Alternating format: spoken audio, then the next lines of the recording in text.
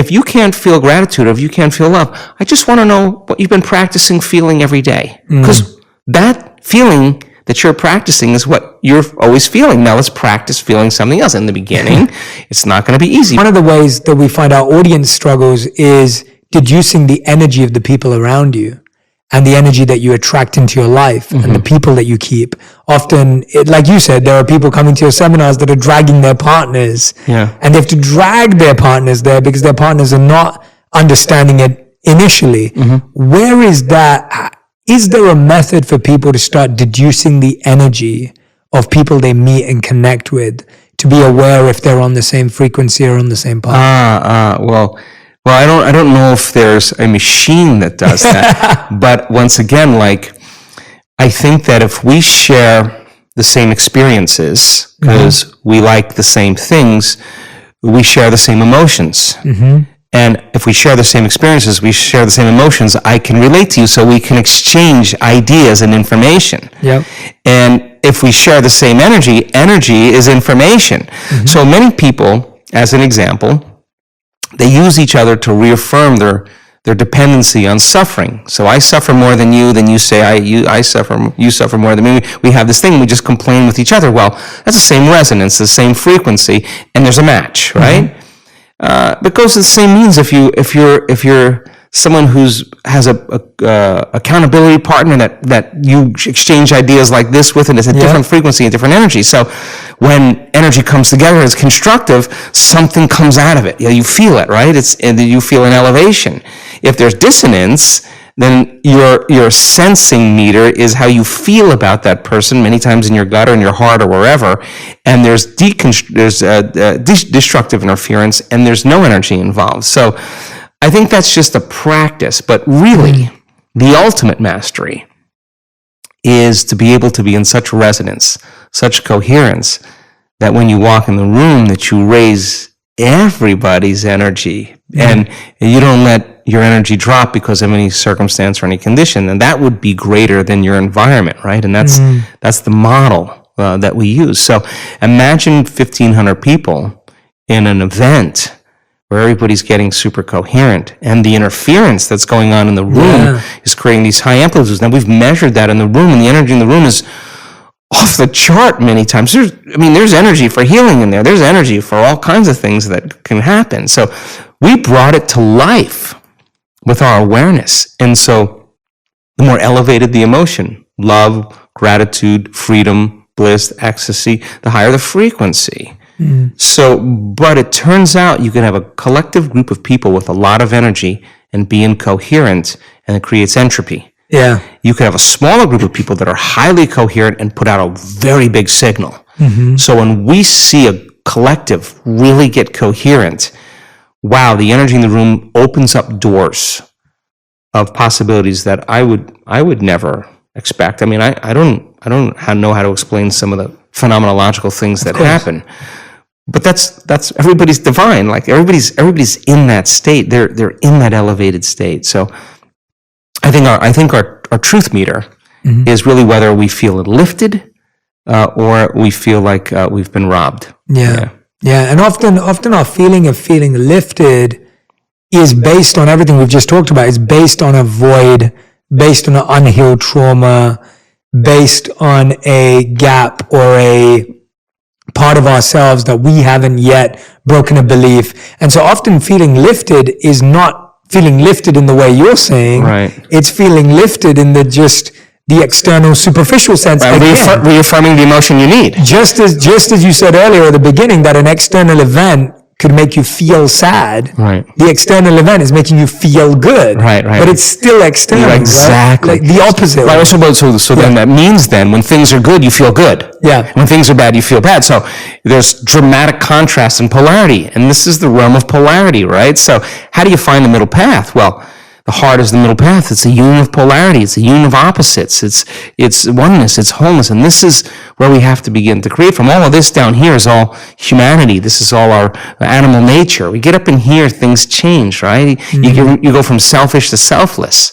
And something else happens. So it's really funny, too, because when a lot of people come, they say, I don't know, I'm having difficulty opening my heart. I'm practicing, but I'm not feeling anything yet. And then it comes time to do our healings on other people. And the moment it's no longer about you, all of a sudden something happened. Well, of course, that's what the heart is about, right? So it comes in ways that we least expect at times. Yeah, I love that you've incorporated that element of people having that experience. And often most people can't open their heart to others because they haven't even opened their heart to themselves, right? Like they haven't been through that process of sitting long enough to let the heart. I always say to people, when was the last time you sat with your heart and just worked with it? Like, so that it's not contracted and afraid and protected.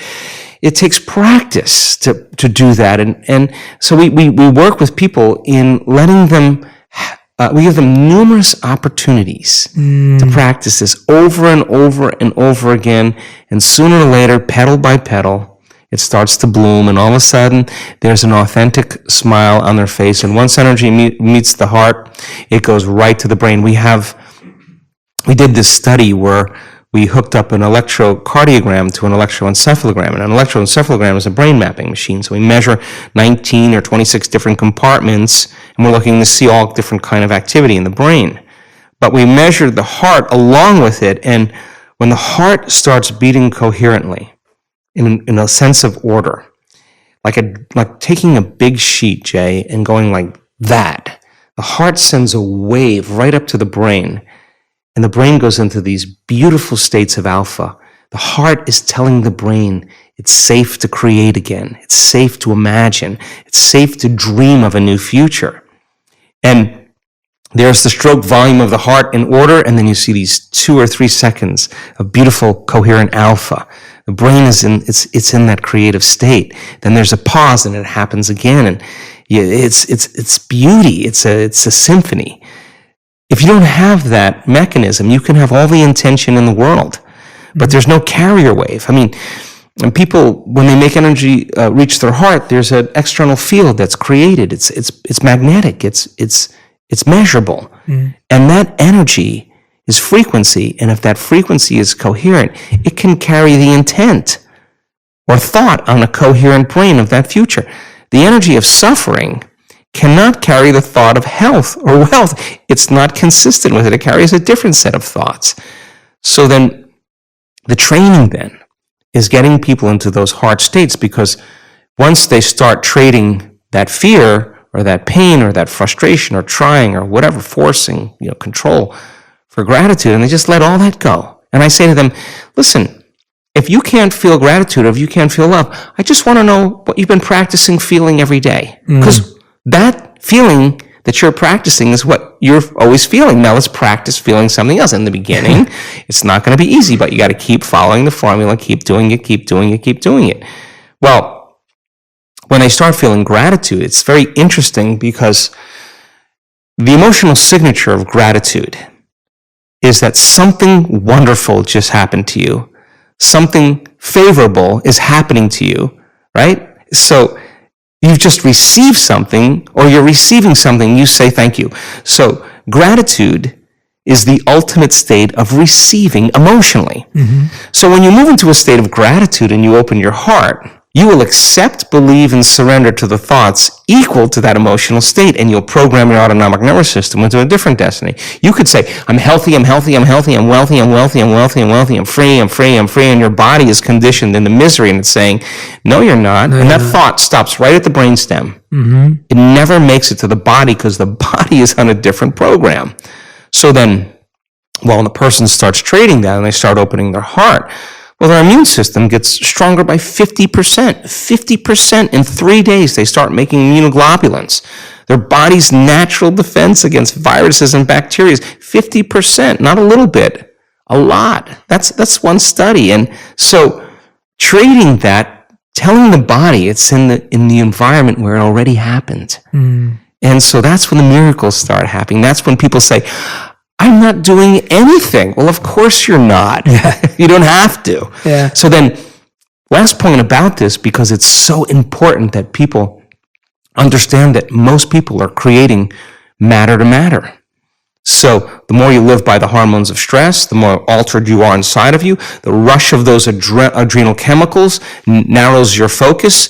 The senses are heightened, and we become materialists. And now all of our attention is on our bodies, on our environment, and on time. And now we're lost in the VR machine of three-dimensional reality. Everything appears as separate.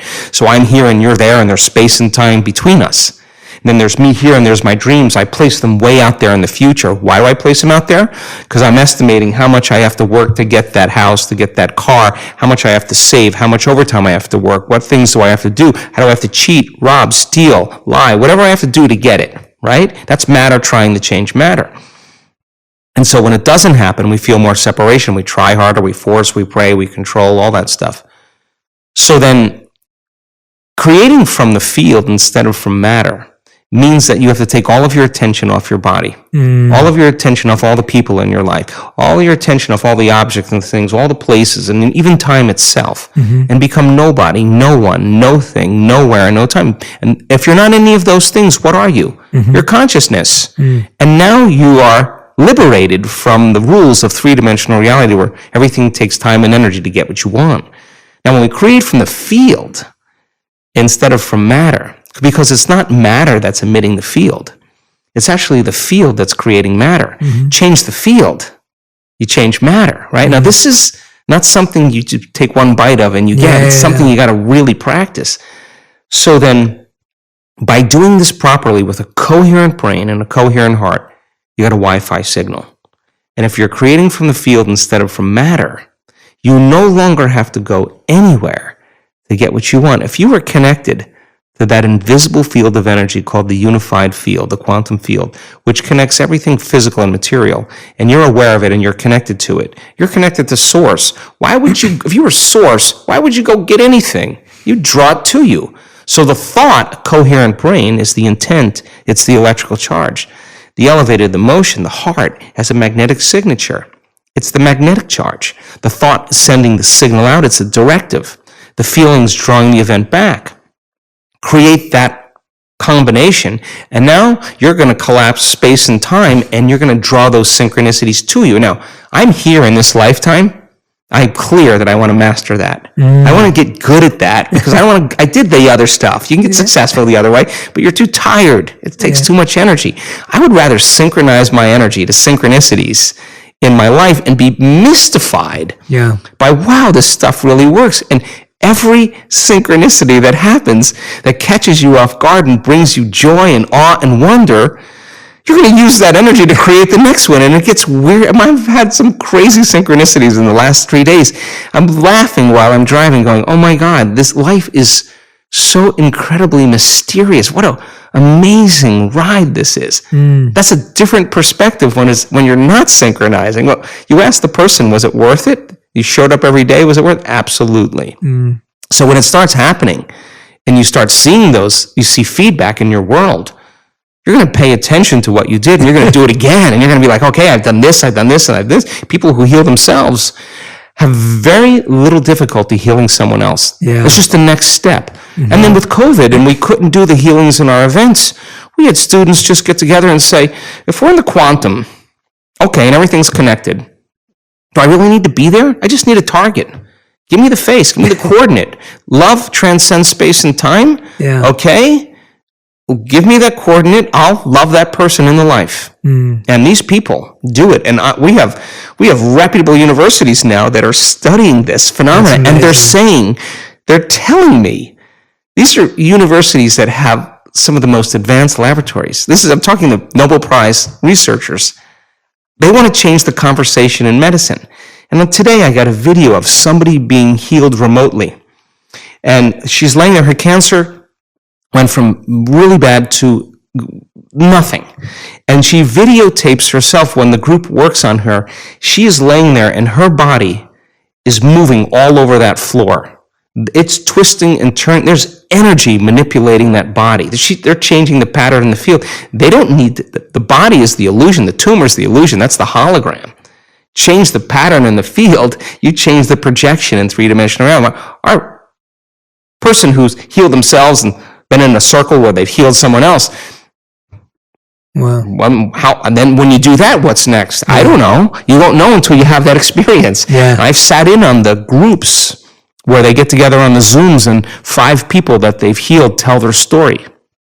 a mother whose daughter is unresponsive with an injury or a handicap from birth, who's now looking at her brothers, who's trying to talk, who's smiling, who's present. The mother's telling the story. There's 40 people on the Zoom. We're all crying. Not crying for any other reason, but the species is helping. The living organism called the human being is healing one another. They're informing one another, taking care of one another. Something innate is awakening us. We're crying. The experience of that produces an emotion that's different than any other emotion you could ever feel. That's a new experience. Do you think that person who goes to heal the next person is going to have a problem opening their heart after that? They know what the payoff is.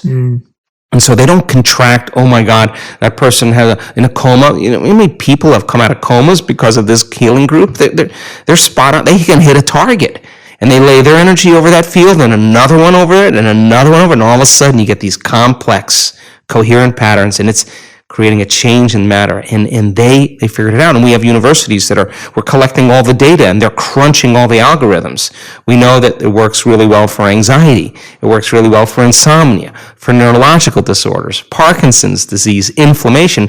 We're capturing that pain, huge changes in pain. And they're on the other side of the planet. And we're synchronizing, we're measuring heart rate variability, and we're sending electrodes and sensors to the people that are being healed, and we're seeing if there's a correlation between the coherence of the group that's doing and the coherence of the person who's having the experience. And we're measuring DNA before the healing, and 3 days of healing, we measure the DNA after. Why? Because evidence is the loudest voice. You see that? It's the 4-minute mile. That you can't go back to being the same person. I scratch my head sometimes when I'm standing on the stage and there's someone speaking to the audience who has had a very serious health condition, and they don't look like a vegan, and they don't look gluten-free, and they don't look young, and they don't look buffed, and they don't look like they're in shape. They just look like a normal person that has struggled with a health condition, and they're telling the truth. You are witnessing the truth. They are the example of truth. In other words, they have the scans, they have the blood tests, it's gone. And I'm looking out in the audience, Jay, and everybody is leaning in. Nobody is moving. They are in awe of the 4-minute mile right in front of them. Somebody broke through. Somebody pierced that veil. Somebody broke out of that level of consciousness. And that story is filled with truth. Not my words. It's their words. They just showed up every day for themselves. They just kept showing up and believing in it, and they became it, right? You ask that person, where's the disease? They'll tell you it's in the old person. I'm somebody. I'm not the same. It can't be there. The person in the audience who's relating to that person with the same rare genetic disorder, the same lupus, the same cancer, don't you know that their belief is going to change right in front of them? And instead of taking 2 years to do it, they do it in 3 months. Why? Because as soon as the 4-minute mile was broken, the next one that broke was 2 weeks later, and there's been 1,400 people have done it. I mean, it's not a thing anymore, right? So, to me, we have such compelling evidence in science with brain scans. You can make your brain work better. You can make your heart work better. You can make your immune system work better. You can make your cells go from really sick to really healthy. We've got great evidence. You can become immune to serious viruses. You can become immune to bacteria. We've got the measurements. You can lengthen your life. We have great evidence, and the people aren't monks. They're not nuns. They're not religious scholars. They're just common people. And then we have testimony of people who are the example of truth. They are the example of truth. I would rather have dinner with those people than anybody else. They know something, right? So evidence then becomes the loudest voice, right? And that's what people are looking for right now. The truth is so lost in sensationalism, and the truth is so lost in emotional agreement. And so people who want to feel fear, they program themselves and accept, believe, and surrender that. People who want to be hateful, it's all there. It's all there, and it's a matrix to find the way out, right? And I think there's a door. I just think that we have to trust the innate information that comes from within us. Absolutely fascinating, and I can't wait to actually experience an event in reality. I'm going to invite you one more time, and then I'm going to send somebody over here in a car to pick you up. Well, I think last time we wanted to do it, and then the pandemic hit. So from last time, but no, I would love to. I can't wait to experience that and to experience it personally, not just to watch others, but to actually go through it myself too. But with all of that said, and seeing these breakthrough patterns, you having transcendental experiences, what do you believe in this present state of ignorance, as you said? What do you believe is the purpose of life overall? To figure out the purpose of life. Okay. I really think I think the mathematics that I've looked at says there's infinite experiences to have. You will never know the end. Mm-hmm. So then, if you study any religion, I've looked at a lot of them. This concept of eternity, mm-hmm. that the soul is going to be around for eternity, mm-hmm. that's a long time. Mm-hmm. And that means you got to be okay with you for a very long time. Yeah. So I think it's the creation of more experiences. And I think I think we came from source, from singularity, from oneness. And we have descended down into density, fooled by our senses into separation. Mm-hmm. And every single being has a spark of oneness of the divine within them. And we got so separate that we now have our own free will to answer the question, is there more? Mm-hmm. Because if you're oneness, it gets kind of boring after a while. Like, is there anything else? Well, the moment you ask if there's anything else, you're no longer oneness. You're something other than oneness, right? And you're a different consciousness, separate from oneness. So I think then we live life, and then when we can predict the feeling of everything that can happen in our life, and it gets boring, and we're not impressed by anyone or anything, we ask the same question: is there more? And that's when the soul goes, all right, well, it's been how many lifetimes you've been doing this? Okay, there's an awakening. And we ask that question, and then all of a sudden, we start getting information and books and stuff, and meet people, and it gets exciting, and it's how the universe works. And so we climb out of this, and I just think there's so many incredible experiences that are left in the unknown that we get to have, and then of course when the journey's over and you've evolved to that point, then you take that wisdom. And you say, here's what I learned. And it was scary down there. And it was like, boy, I tell a great story. And then you hang out there and you go, is there anything else besides all? And then here we go again. It just never ends. I don't know. That's my theory. That's a great answer. I loved it. I resonate deeply with many parts of that answer. I think it's a really beautifully put way of thinking about it, and bringing in that, like I said at the beginning, bringing in that spiritual, that science, and the experience of what it would actually look like to live for eternity. So it's a beautiful, beautiful answer. Dr. Joe, we end every episode with a final 5. These are the fast 5 questions where the answers have to be one word to 1 sentence maximum. Okay. So this is... I don't remember this from last time, so this is good. Yeah, and I'll probably break my rule with you because you give phenomenal answers. No, I'll do my best. I'll try my best as well. Me too. I'll try my best as well. Okay, so Dr. Joe, these are your final 5. The first question is, what is the best advice you've ever received? How to show up for yourself. What's the worst advice you've ever received? Believe what people tell you. What's something that you've said in the past that you were confident about it then, but now upon reflection, you're like, oh, actually, I've changed my mind about that? Oh, that it takes a long time to create reality. Oh, I'm going to ask you to expand on that because I like that answer. I want to know more. That's fascinating. Well, I think just like anything else, you learn how to snowboard, you go through that learning curve. You learn how to ride a bike, you go through that learning curve. That I used to think that creation was hard. I just thought it took a lot of energy and it took a lot of sacrifice, and you had to work for it. And great answer. And God, I mean, even my definition of surrender today is very different than it was just 3 months ago, because I'm always doing it. And so I think that it doesn't have to be that way. I just think that it could be any way you want, and I'm working on that, changing that belief. I love that. Beautiful answer. Thank you for sharing that. Question number 4. What's one thing that you think people value but you don't? Oh, other people's opinions. If I really cared what people thought, I would have stopped this a long time ago. And now it's so great because I have so many researchers and physicians and everybody. I'm very glad you didn't stop. And we're very happy you didn't stop. I think it's deeply meaningful work. And the more time we spend together and the more time I hear where you want to take people and what you want people to experience is just beautiful. So thank you for what you do. And, Thanks. Fifth and final question. If you could create one law that everyone in the world had to follow, what would it be? Take care of one another. Nice and simple. Yeah. It's beautiful.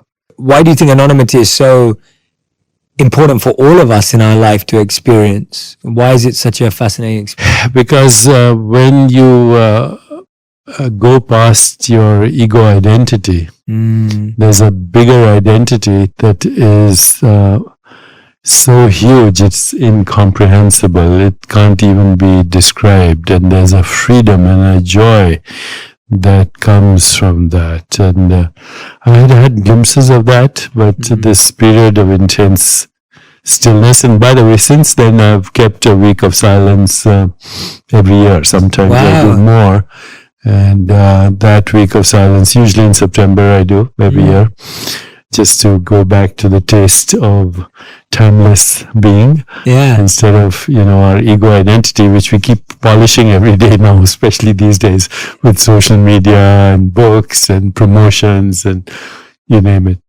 What's something that people can do daily to access that experience? Because like you said, our days are just busy with work and family and commitments and events. What's something people can do daily that helps them access their true identity, their self, going beyond the ego and the mind and the body?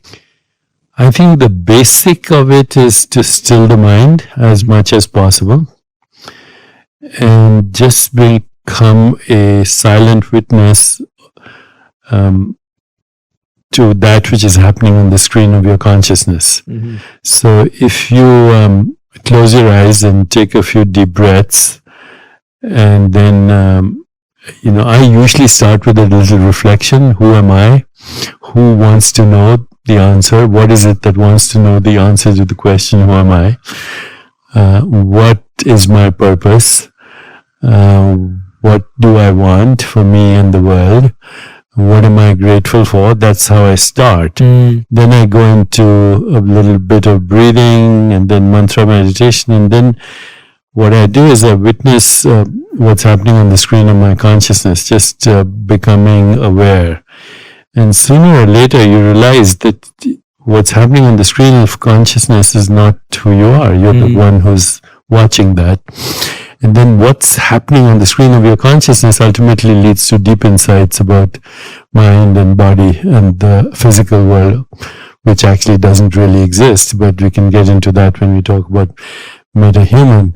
But I think if people just ask these 4 questions every day before they start their day, even without a prolonged meditation process, who am I? What do I want? What's my purpose?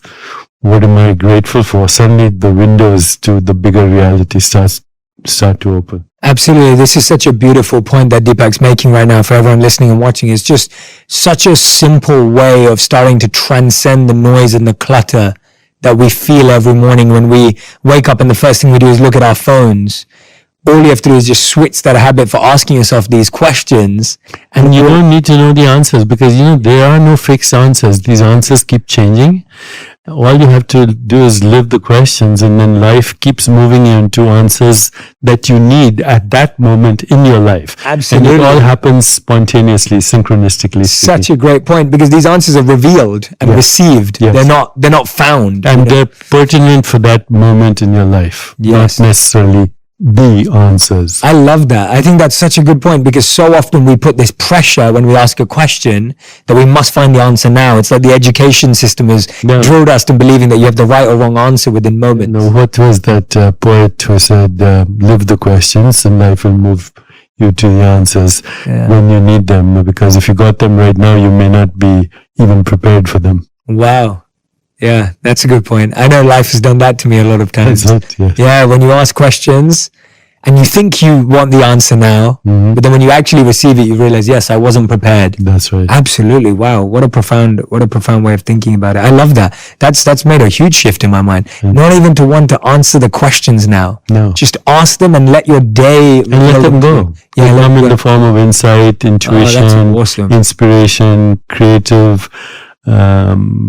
creativity, but most importantly, they come in the form of meaningful coincidences, or what Carl Jung calls synchronicity, or what religious people say grace. Yes. That's it. Yeah. Meaningful coincidences. Absolutely. Yeah. How beautifully said. I love that. So this is what I love about your journey, Deepak, is just that at every point it seems that you've been a seeker for more. Like you've continually gone in the direction of more learning, more growth, never settling. How have you seen the medical industry shift? How have you seen other things around you shift with time? Because you've really gone all the way. Do you think that we are seeing shifts in the medical? Yeah, we are seeing shifts. When I started, I felt like a loner. Yeah, I can imagine. But now integrative medicine is part of every institution, including academia. And in the last 15, 20 years, our foundation has done a lot of research. So we've made it pretty mainstream right now. So to summarize very shortly, what has taken 30 years to learn or more, 40 years to learn, is that only 5% of disease-related gene mutations are fully penetrant. So let me explain this for those, for a lay audience. So a genetic mutation is a mistake. It's an error in the gene. Genes are stretches of DNA that code for proteins. So DNA stands for deoxyribonucleic acid, and there are 4 of these named after alphabets: adenine, guanine, cytosine, thymine, ATCG. So ATCG are the 4 letters of life. In English, we have 26 letters. In most languages, human languages, we have more than 20 letters. But the language of life, DNA, has only 4 letters, ATCG. And these spell out words that we call genes. And the body is a story spelled out by those genes. So when people say first there was the word was made into flesh, in a way it's very literal actually when you start to look at the biological mechanism. Now once in a while, or more than once in a while, there are genetic mistakes. So you might think of them, again, we're speaking metaphorically, but a spelling mistake. So instead of the word being spelled correctly, maybe one of the letters ATCG is missing, or it's in the wrong place, or it's upside down, or you have redundant 2 letters instead of 1. That mistake, genetic variation, is called a mutation. Now only 5% of these genetic mutations that are associated with disease, cancer, heart disease, arthritis, strokes, you name it, autoimmune diseases, Alzheimer's, only 5% actually guarantee the disease, which means if you have one of those mutations, you're going to get the disease. Like Angelina Jolie had a gene called the BRCA gene, which predicts breast cancer, 100%. So she had a mastectomy to prevent the cancer. Rightly so. For those 5%, there are new technologies that are being developed right now. And CRISPR is one of them, which means you can cut and paste the gene the way you would an email. So you would take the defective gene, you'd read the barcode with a molecular scissors, you delete it, and then you'll insert the right gene. It's not happening right now, but it'll happen in the near future. But what people don't understand is that's 5% of illness. Wow. The rest, even the genetic mistakes that are associated with disease, depends on how you live your life. And very simple things like sleep, meditation and stress management, movement, yoga and pranayama. Now, yoga and pranayama goes way beyond exercise, because with yoga and pranayama, there's a particular nerve in the body called the vagus nerve. It's the 10th nerve. And the word vagus is a Latin word, but it's related to the English word vagabond.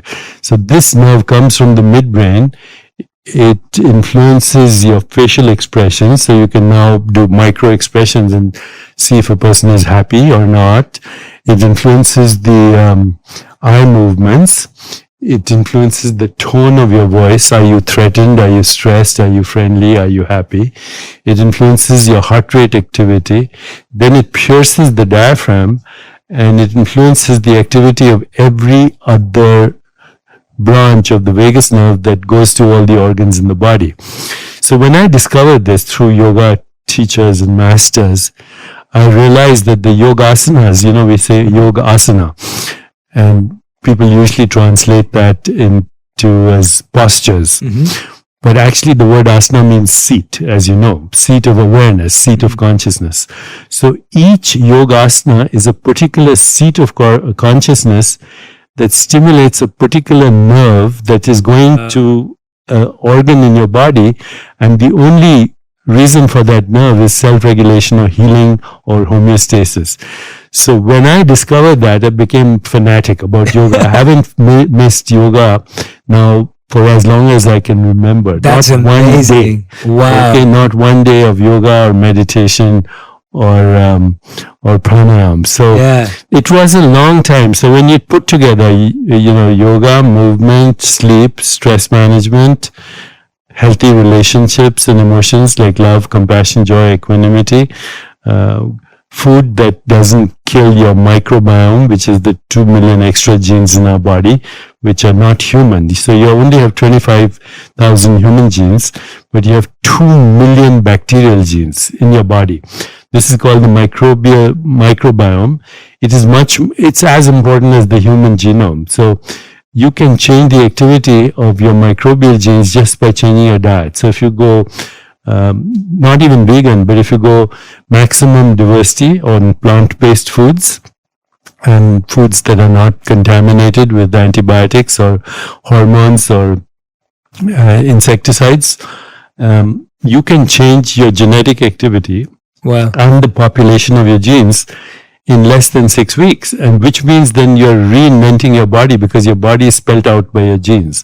So this got me going strongly into how do we reinvent our bodies by resurrecting our souls and going past our minds. And that's what I'm obsessed with now. Wow, I love that. I'm so glad you're obsessed with it, because the fact that we're so responsible for our own well-being is huge, in the sense of belief that there are ways in which we can rewrite that story. You can rewrite the genetic structure of your body. You can't change the human genes, by the way, because you got them from your parents, but you can change their activity. So here's one of our researchers.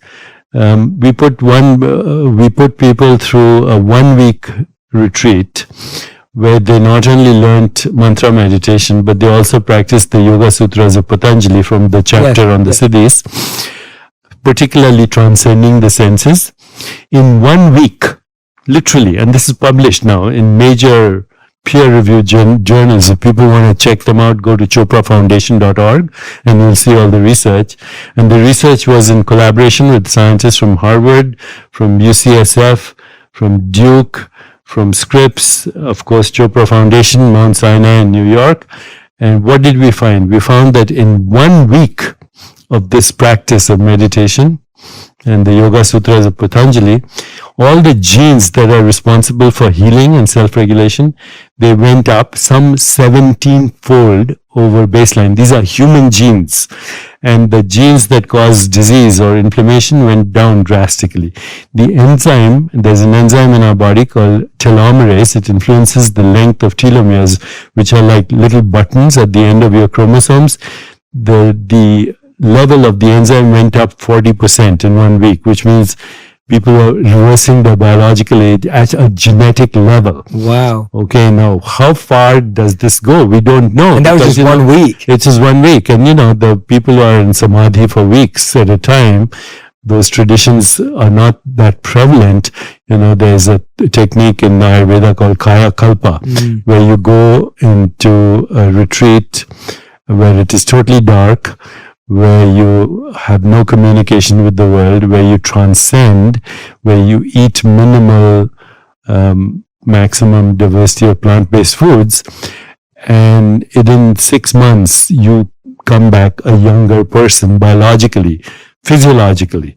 I'm 72 now. No, you look incredible. I'm not focused on aging anymore. Yeah, I think that's a mistake. For anyone who follows Deepak on social media, Instagram or Facebook, if you don't already, I highly recommend it. But I've never seen you miss a day of yoga or meditation. I don't. I see you every time, and you inspire me so much, because I just think, like, if you're able at your current body's age to be able to do the things you are with your body, and how healthy you are and how healthy your body and mind are, I mean, we have no excuses. Like, there's biological age, which is the exact biomarkers. So what's blood pressure, bone density, body temperature regulation, fat content, cholesterol, vision, hearing, skin thickness, wrinkles, hormones. That's biological age. Then there's chronological age, when you were born, what your birth certificate says. Yes. Then there's psychological age, how do you feel? Yes. And then there's spiritual age, which is timeless, Yes. which has no age whatsoever. Absolutely. So, we have to make these distinctions and see which of these we're talking about. 100%. When you said at the end there that you're not thinking about aging anymore, what did you mean by that when you said that? It's now something I talk about in my new book, Meet a Human, that what we call body, mind, and world, and aging, and birth, and death are actually human constructs. They're not real. Now, we can go into that to the extent that you want. Yeah. Should we dive into the book for a bit? We can. Yeah, let's do that. If that's what you want to do, let's. Yeah. Yeah, no, I'd love to. I've got so many questions on the book that we'd put together for you. So I'm happy to do that. So in one of the things, this is what I was looking at. You start the book by prompting 2 questions, right? In moments where you feel very happy, do you watch yourself being happy? And when you're angry, is some part of you free of anger, right? Why did you start with this? So in all the spiritual traditions, not necessarily just the Eastern traditions, they speak of 2 worlds, the immanent and the transcendent. So the immanent is this world that we're in right now, this space-time causality, New York City, the hotel we're in. And then the transcendent world is the world of infinite being or consciousness. At all times, we're in both these worlds without knowing. But once you become aware, even slightly, that the awareness of a thought is not a thought, right? If you're able to observe a thought, then you, the observer, is not that thought, right? Similarly, the observer of the emotion, or which is the awareness of an emotion, is not the emotion. Agreed. Or a perception, or a color. Right now we're perceiving through our 5 senses. And what we're perceiving is colors, forms, shapes, sounds, sensations in our body, maybe emotions, and thoughts, and maybe images. That's the raw material of experience. That's all there is. Okay? The words body, mind, and world are human constructs based on the interpretation of these raw sensations. So once you start to become a witness of experience, you realize that you are intrinsically free of the experience, unless you identify with it, unless you say, that's me. Yeah. It's not you, it's an experience you're having, right? Absolutely. So once you bind yourself to the experience, which we call the karmic web of existence, then you are in that circle of karma, memory, desire. You are constantly seeking validation. You're afraid of people who criticize you. You're flattered by people who flatter you. You feel beneath someone or superior to someone. It's the melodrama of our daily existence. So Yes. when you can observe what's happening in the realm of experience, and instead of reacting to it, you observe the reaction to react, even for a second. Instead of reacting to the experience, you observe the reaction to react. you suddenly realize that your range of options or choices right this moment is actually infinite. And you don't have to be a bundle of conditioned reflexes and nerves that's constantly being triggered by people and circumstances into predictable outcomes. So you become you're at the mercy of every stranger on the street. So I think it's very important to know that yes, I'm having this experience, but I am intrinsically free of this experience. So that's how the book starts. Yeah, and I absolutely love that, because it's an analogy I usually use to share that experience is like when we're in a car and someone hits the car, we say, oh, someone hit me. Yes. But actually they didn't hit you, they hit the car. Yeah. And you're identifying as the car as yourself. Yes. Now, how about if they hit your body? Yeah. You know, and your body perishes, right? Yes. So that's the argument people have against the argument that spiritual people have, which is you're not your body, you're not your mind. So, but you know, you remember that famous dialogue between Samuel Johnson and whoever that idealist was, and he said, you know, the world is a projection of consciousness. And I think it was Samuel Johnson who hit his leg on a piece of stone and said, I refute you thus, saying that, you know, you get hit by a bus, you're going to break your bones and you might die. Sure. So why do you say that the physical world is an illusion? Now, if you want, we can address that. Yeah, let's address that. Yeah. Let's address that. Yeah. So, you know, this is, of course, I take people through the book very slowly. Of course. But if you asked a regular person on the street, what is this? They'd say it's a microphone. If you ask them, what's this? You'd say, this is a watch. What's this? This is my hand. What's this? This is my body. Now, if you really start to look at this very carefully, before you call anything by its name, microphone, hand, body, watch, before you use those words, it's an experience. And the experience is actually not a physical experience. Color, form, and shape are not physical experiences. If I asked you, where in the physical world is the color red located, you would say nowhere. In fact, there's no color red in the physical world. What's coming to your eyes are electromagnetic vibrations which have no color. What's happening in your eyes, there's no color. And if I asked you to imagine a beautiful red sunset, you have a picture in your consciousness, but there's no picture in your brain. There's no picture in your eyes. And actually, the sunset is not, if you're imagining it, it's not in the physical world.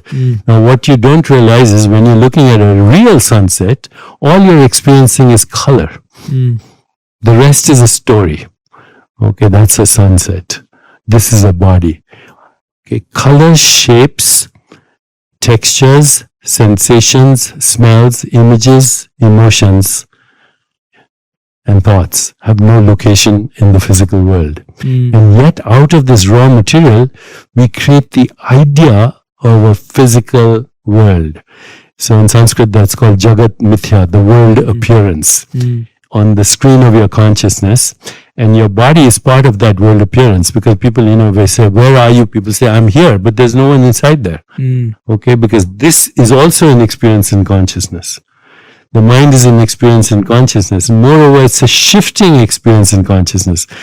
No, you know, a thought is ungraspable. It's ephemeral. It's evanescent. You can't catch transient, it. Okay, you can't catch a perception. I look here, I look there. These are two snapshots of perception, and they're evanescent. I look at my body, and by the time I look at it again, it's a different body, because it's recycling so fast at the level of atoms and molecules and information and energy. So the fact that we call this a body, it's actually a changing experience of sensations, images, feelings, and thoughts that is a modified form of your own self. And it's changing, it's ungraspable. Same thing with the mind, it's ungraspable. Same thing which we will call with the world, it's a changing experience of shifting what we call qualia. And the in the spiritual literature now, in the consciousness literature, there's this word qualia instead of quantum. A quantum is a unit of measurement, but a qualia is a unit of experience. So if I tell you, think of your wife right now and you see an image, that's a qualia. Now feel the emotion connected with that, that's a qualia. Now think of what you want to do with her this evening, go out for dinner or a movie, that's a qualia. So qualia are units of experience. When we string them together, we create the construct of mind, body, and world. And once we create that construct, then we're stuck with constructs like birth and death and karma and memory and desire and all the things which make a very fascinating human experience, but it's not reality. We are already in a virtual reality. Okay, so today with VR and immersive augmented experiences and dreamscapes, it is becoming clear that the world that you and I are inhabiting right now is a collective human dreamscape. And as body minds, we are fictional characters in that dreamscape. And it's an illusion that we can upgrade or we can downgrade. We can create heaven out of it or hell, but it's still not fundamental reality. And now with the new technologies, this is becoming very clear. Once you realize that the world is a construct, yes, the construct has been evolving through mythology, through religion, through economics, through history, through society, through culture, but it's still a construct. And what these great seers, these great rishis were able to do is they were able to deconstruct it. Once you deconstruct it, what are you left with? When you left, you've heard that expression, neti, neti, neti, I'm not the mind, I'm not the body, I'm not the intellect, I'm the observer. What are you left with? Once you deconstruct everything, what you're left with is formless, infinite, dynamic field of infinite possibilities, infinite creativity, infinite love, and the source of intention. So that's what yoga originally was and should be. Yoga means union with the self, which is also the self of the universe. And this is where, I got totally seduced. That human suffering, as the Vedanta says, comes from not knowing true reality, fundamental reality, confusing perceptual reality with fundamental reality, grasping and clinging that which you cannot grasp or cling, the fear of impermanence, the construct of the ego, and the fear of death. These are all the same thing, not knowing what is real and what is a projection. And even the projection can be changed. Absolutely. Wow. What a masterclass in reality and illusion. How does then one function within the world, but then still understand? Because I think the challenge people have on a day-to-day basis, as you've probably heard for decades, is this, well, if what I'm experiencing is not complete reality, then where do I go from there?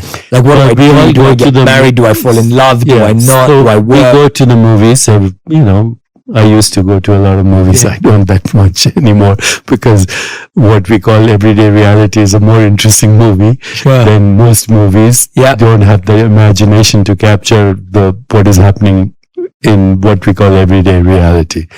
So we're in it. We might as well enjoy it and upgrade it. And that's what the expression is, to be in the world and not of it. This world, Okay, we are spiritual beings having a human experience, or non-local beings having a local experience, timeless but in time. Once you understand that, and once you also get into the habit of self-reflection, self-inquiry, observing perceptual experiences without necessarily judging them. So I'm right now having the experience of colors and forms and tastes and smells and sounds. I don't necessarily have to qualify this experience.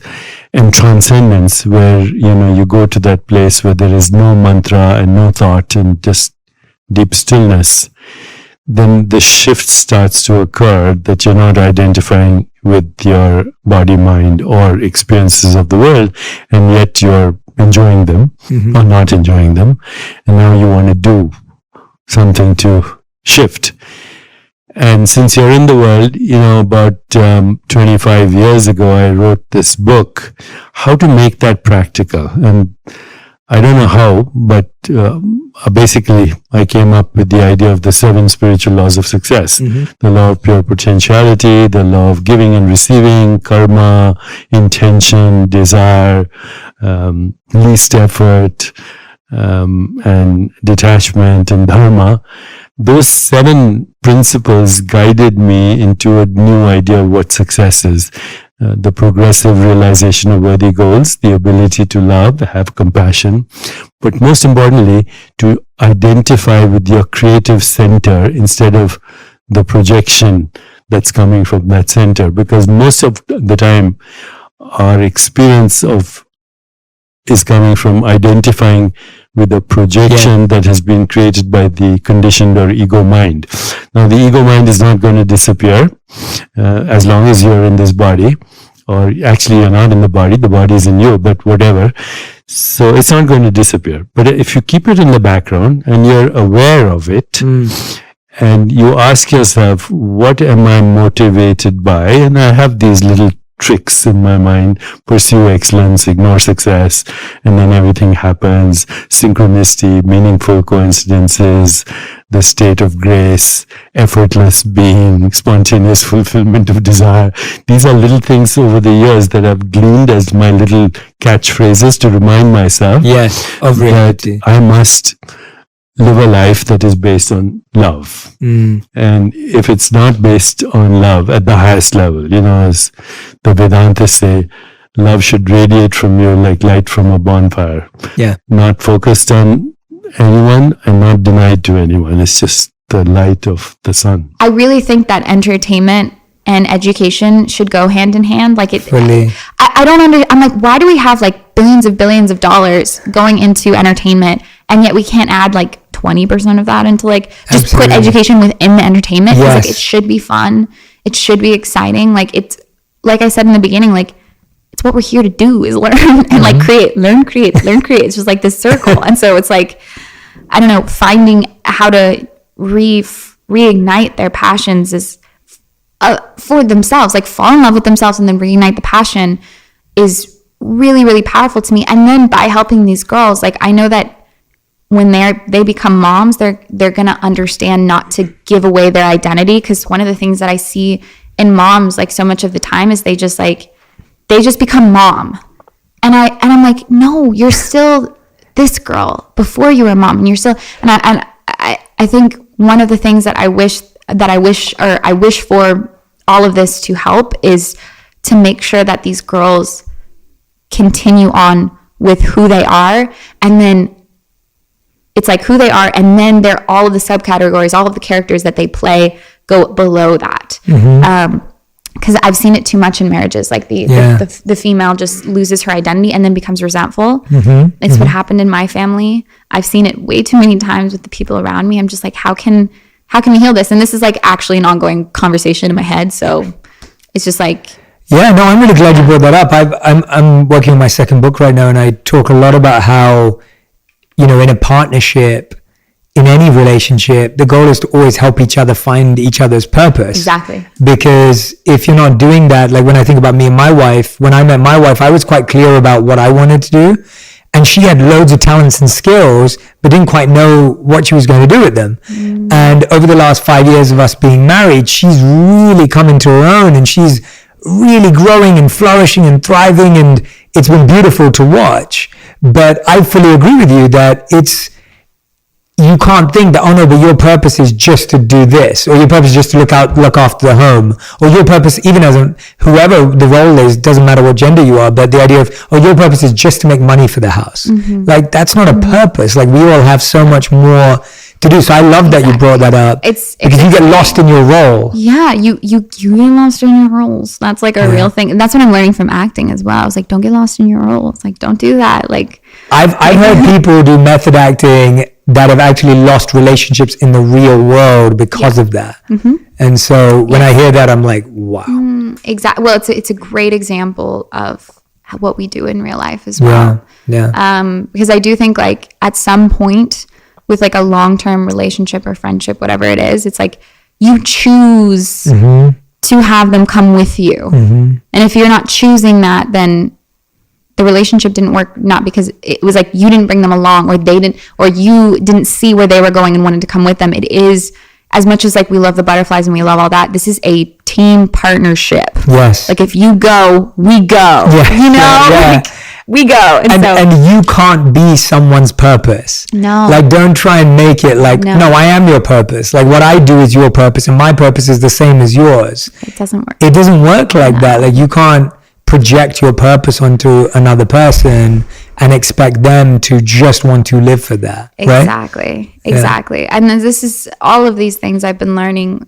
recently, like in the last couple of years, especially with like going through like so many public relationships and having that be, oh God, public relationships are terrifying. Oh my God. After I was like, I'm good. After my last public relationship, I was like, I'm good. I'm so good. I'm going to just be me in my own little world. No one gets to know.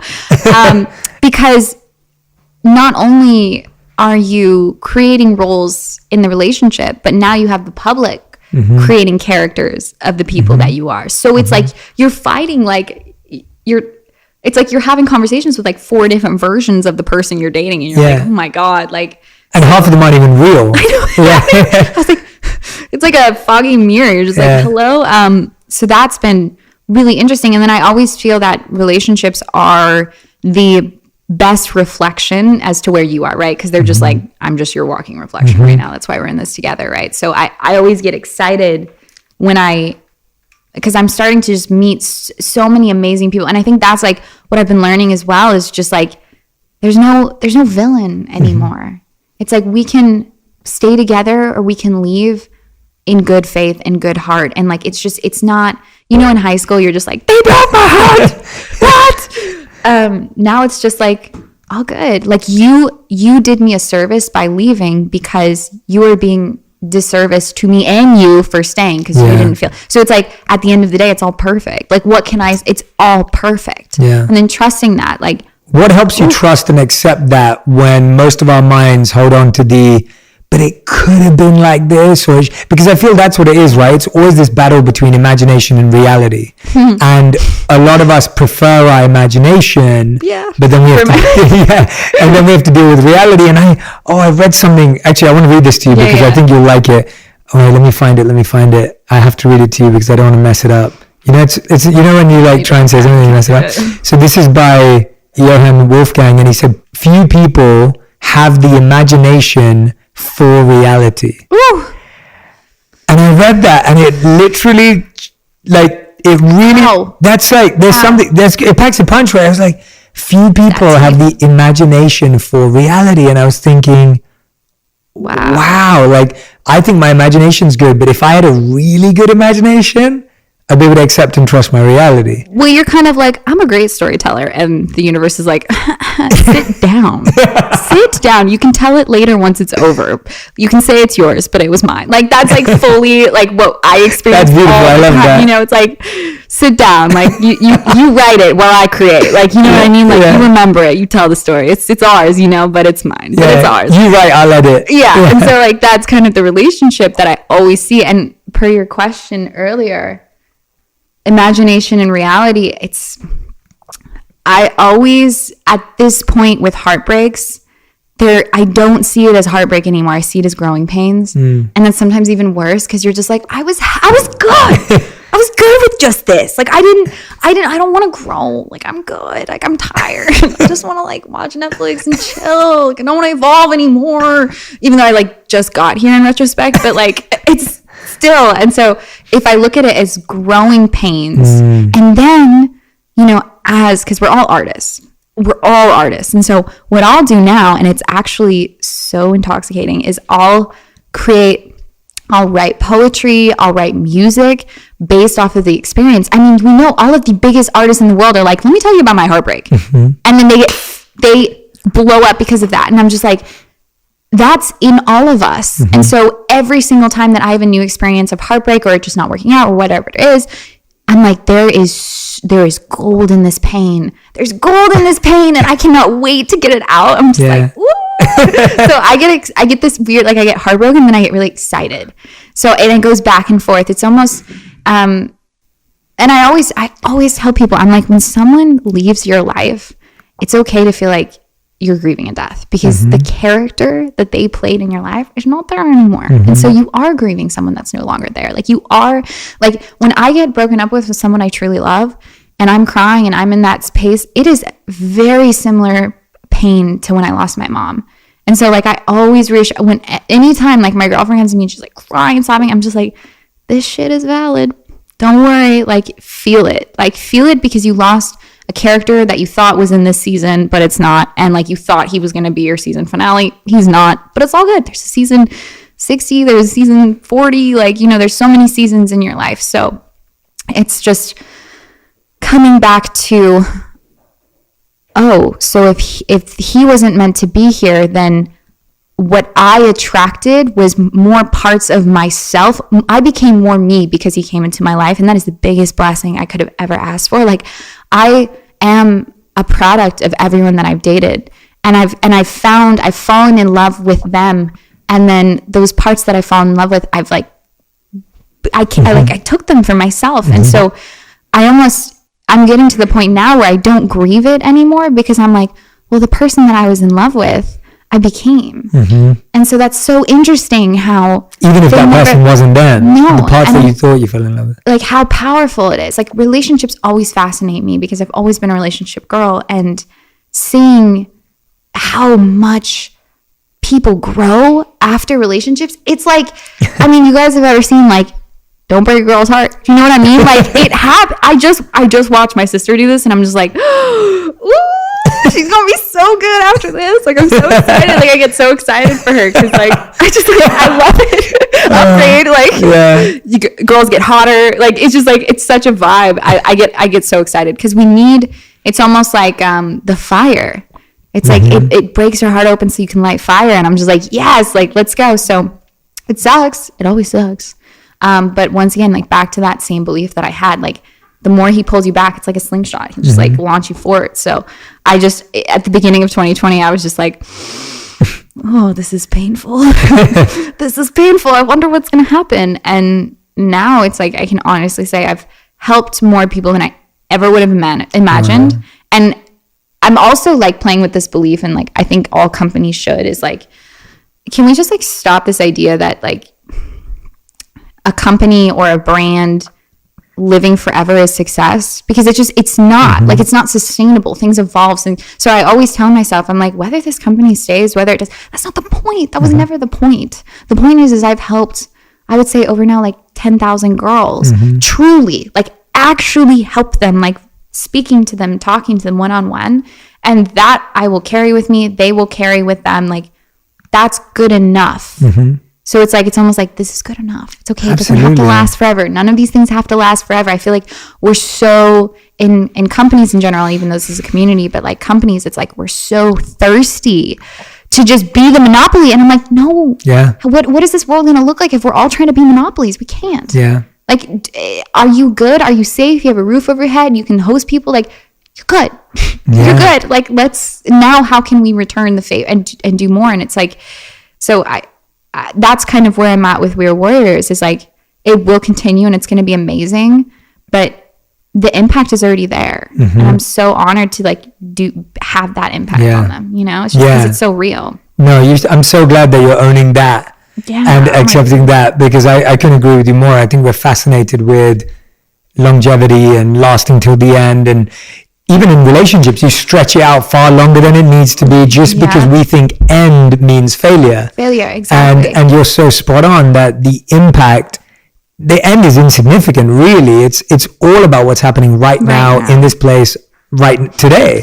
Yeah, I forget. I'm like, it's right here, fam. Yeah, if you're making an impact. Yeah, if you're making an impact on all of these women today, and they're impacting each other, and you're empowering them to also become their own experts and discover their skills. I mean, that's beautiful. Yeah. Exactly. And I'm so glad that you made that point, because I think our obsession with making something last is unhealthy. everything. Yeah, it's unhealthy. It's Yeah, unhealthy. It's unhealthy. And you're only 24. Yeah. Right? I know. Yeah. Yeah, which is amazing. Yeah. Like that's the insane part here. I feel like I'm speaking to the oldest soul in the world, and then I have to remind myself. And that's such a wonderful thing, because you're carrying your mother's energy in such a special way. Yeah, it comes through. It's like it's so clear. Yeah, that and it's cool too, because like for anyone who's lost someone, y'all have a speed dial up there. Like you guys can just like, I literally am like, Mom, and she's right there, and so I'm like, you have the strongest connection to the other side, or whatever you believe. It's really truly whatever you believe, because I'm pretty sure all of this is made up. I mean, we're just like, I'm sitting on an idea right now, which trips me out sometimes. I don't know, like it's weird. But it's like we have such a deep connection to the other side because we have that person on the other side. And so I utilize that as much as I can. And whenever I forget, I just like, I'm like, how can I remember? How can I remember? I think that's where I am right now. I will, it's always the environment too. So like I'll do incense, I'll make lights, candles, and I'll just sit down and I'll remember. Like whether that's just sitting in silence, it's helping me remember, or just writing until something else comes out. That's what or talking to a friend about it. Like I think and I think we're all at that point where it's not so much you're learning something new.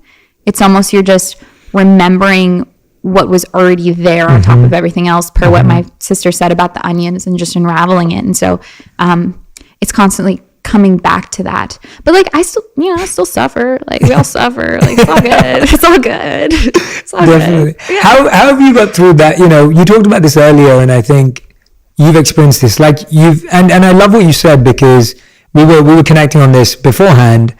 And I sometimes feel the same way, because I thought I was going to be a monk, and that's literally what I built up. So before that, I had so many passions, but my parenting was ignore the passion, do the safe thing. And so my passions were music, my passions were spoken word, and my passion was philosophy. Do you still write spoken word? I do, yeah. It's such a passion for me, and I feel like a lot of my videos and a lot of my content is still wordplay and has so much. I still use this spoken word in a different way today. Exactly. And so that's so much a part of my life, but it was like do the safe thing. And so I was studying business, and I thought I'd be an investment banker or a consultant or whatever, any of that stuff. And then I became a monk. That became my dream.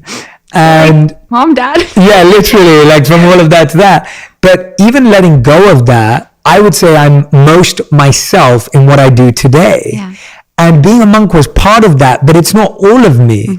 And being in media, which is what I am now, is not all of me. It's a part of me. And then being in the world of business was a part of me. It's not all of me. And I think you are so right that we limit ourselves. We feel society limiting us, and we feel we have to choose to be one thing. And I think that the fact that you're 24 years old and you've allowed yourself to continue to do this, and you still do today, I think that's so wonderful, because I think a lot of people stay stuck until, again, wanting to make something last. Yeah, wanting to make something last. And like every single thing, and I will say this with absolute certainty, like every single thing that any of you guys have been doing that you feel like was the thing and then it's not, it is serving what your thing is. Like ballet, I spent literally almost 20 years every day, 4, 5, 6 hours a day. I would be on point and my feet still hurt, like it's just like, but because of that, it's translated into storytelling. I know how to use my body. My work ethic is insane.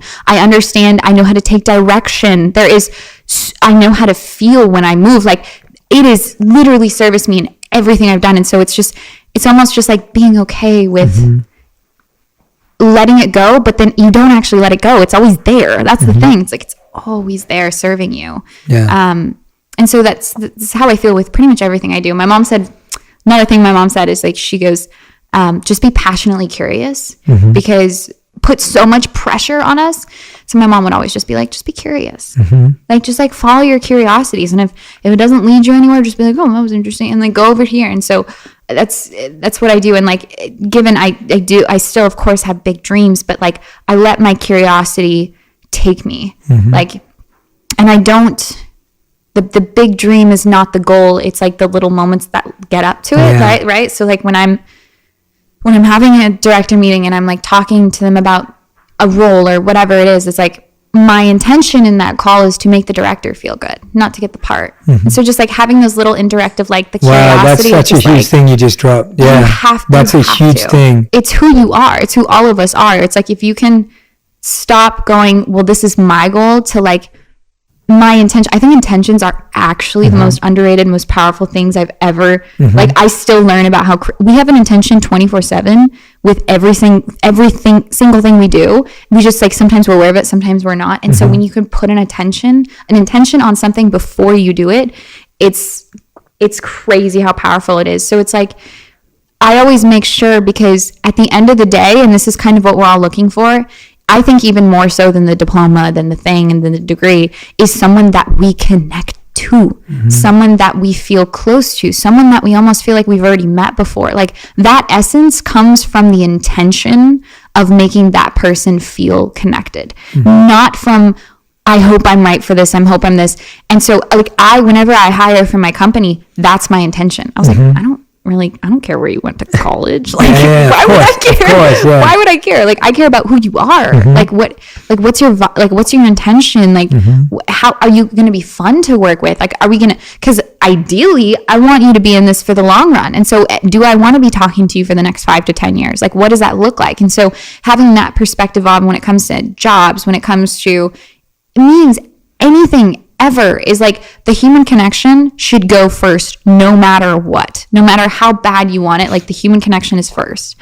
That's actually been the best like magic trick my mom taught me, because it's like it always provides what I need and then what the other person needs. So for instance, I was like very excited for this role that I almost got a couple weeks ago. I was very excited. I won't say any names. And he was so sweet, and we were talking, we were having such a good time, and I really understood the character, and it was really great. But then, you know, because I'm not very experienced in the space, he was like, we're going to choose someone else. And I was like, that's completely fine. But then I was sitting in meditation, and I had this urge to write him an email. And I didn't know why, because my goal wasn't necessarily to get the part. I just almost felt like the connection of me and him wasn't finished. And so I just sent him a thank you. And I was like, thank you so much for speaking, giving me your time, like learning about me, because who I am matters, because you need to get to know if I fit the care, like all of these things.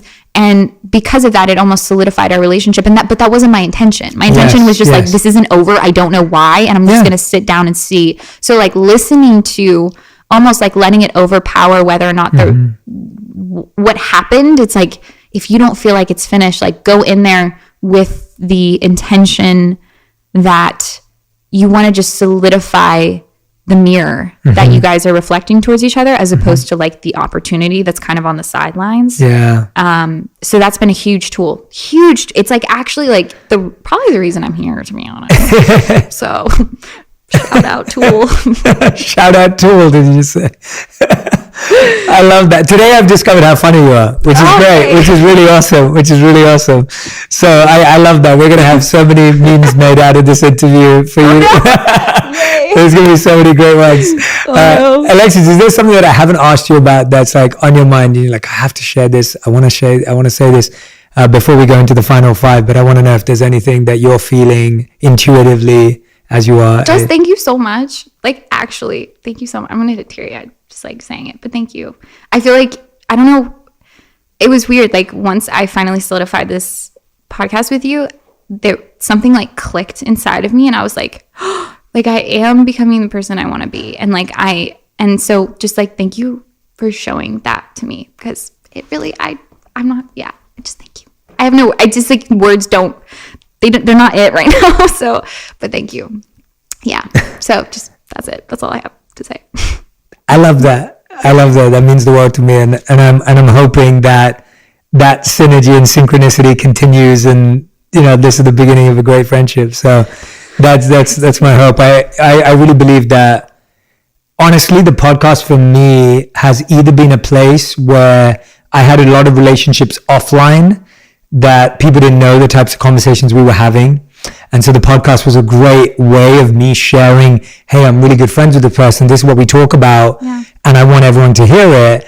And then it's also been the opposite, where it's been like, here's someone I'm really interested to get to know. and I wanted to start a friendship. And then so it's like perfect. Yeah, and so the podcast for me has been so much more than, and it's what you're saying about a community, more than a company or a brand. Like the podcast for me is not a show. Like that's not the point of it. Like it's a way I can get to know humans that I'm interested in or I find interesting and help people learn about them. So actually I should be thanking you because, you know, I think sitting down with you today has just completely blown my mind and opened up my mind to just so many possibilities as to how someone who's navigated so many stressful situations. And I think the closer you get to it, the more you realize how hard it is. So when I was a young kid, and I grew up in London, I knew no one in the entertainment industry. I was not in LA or Hollywood.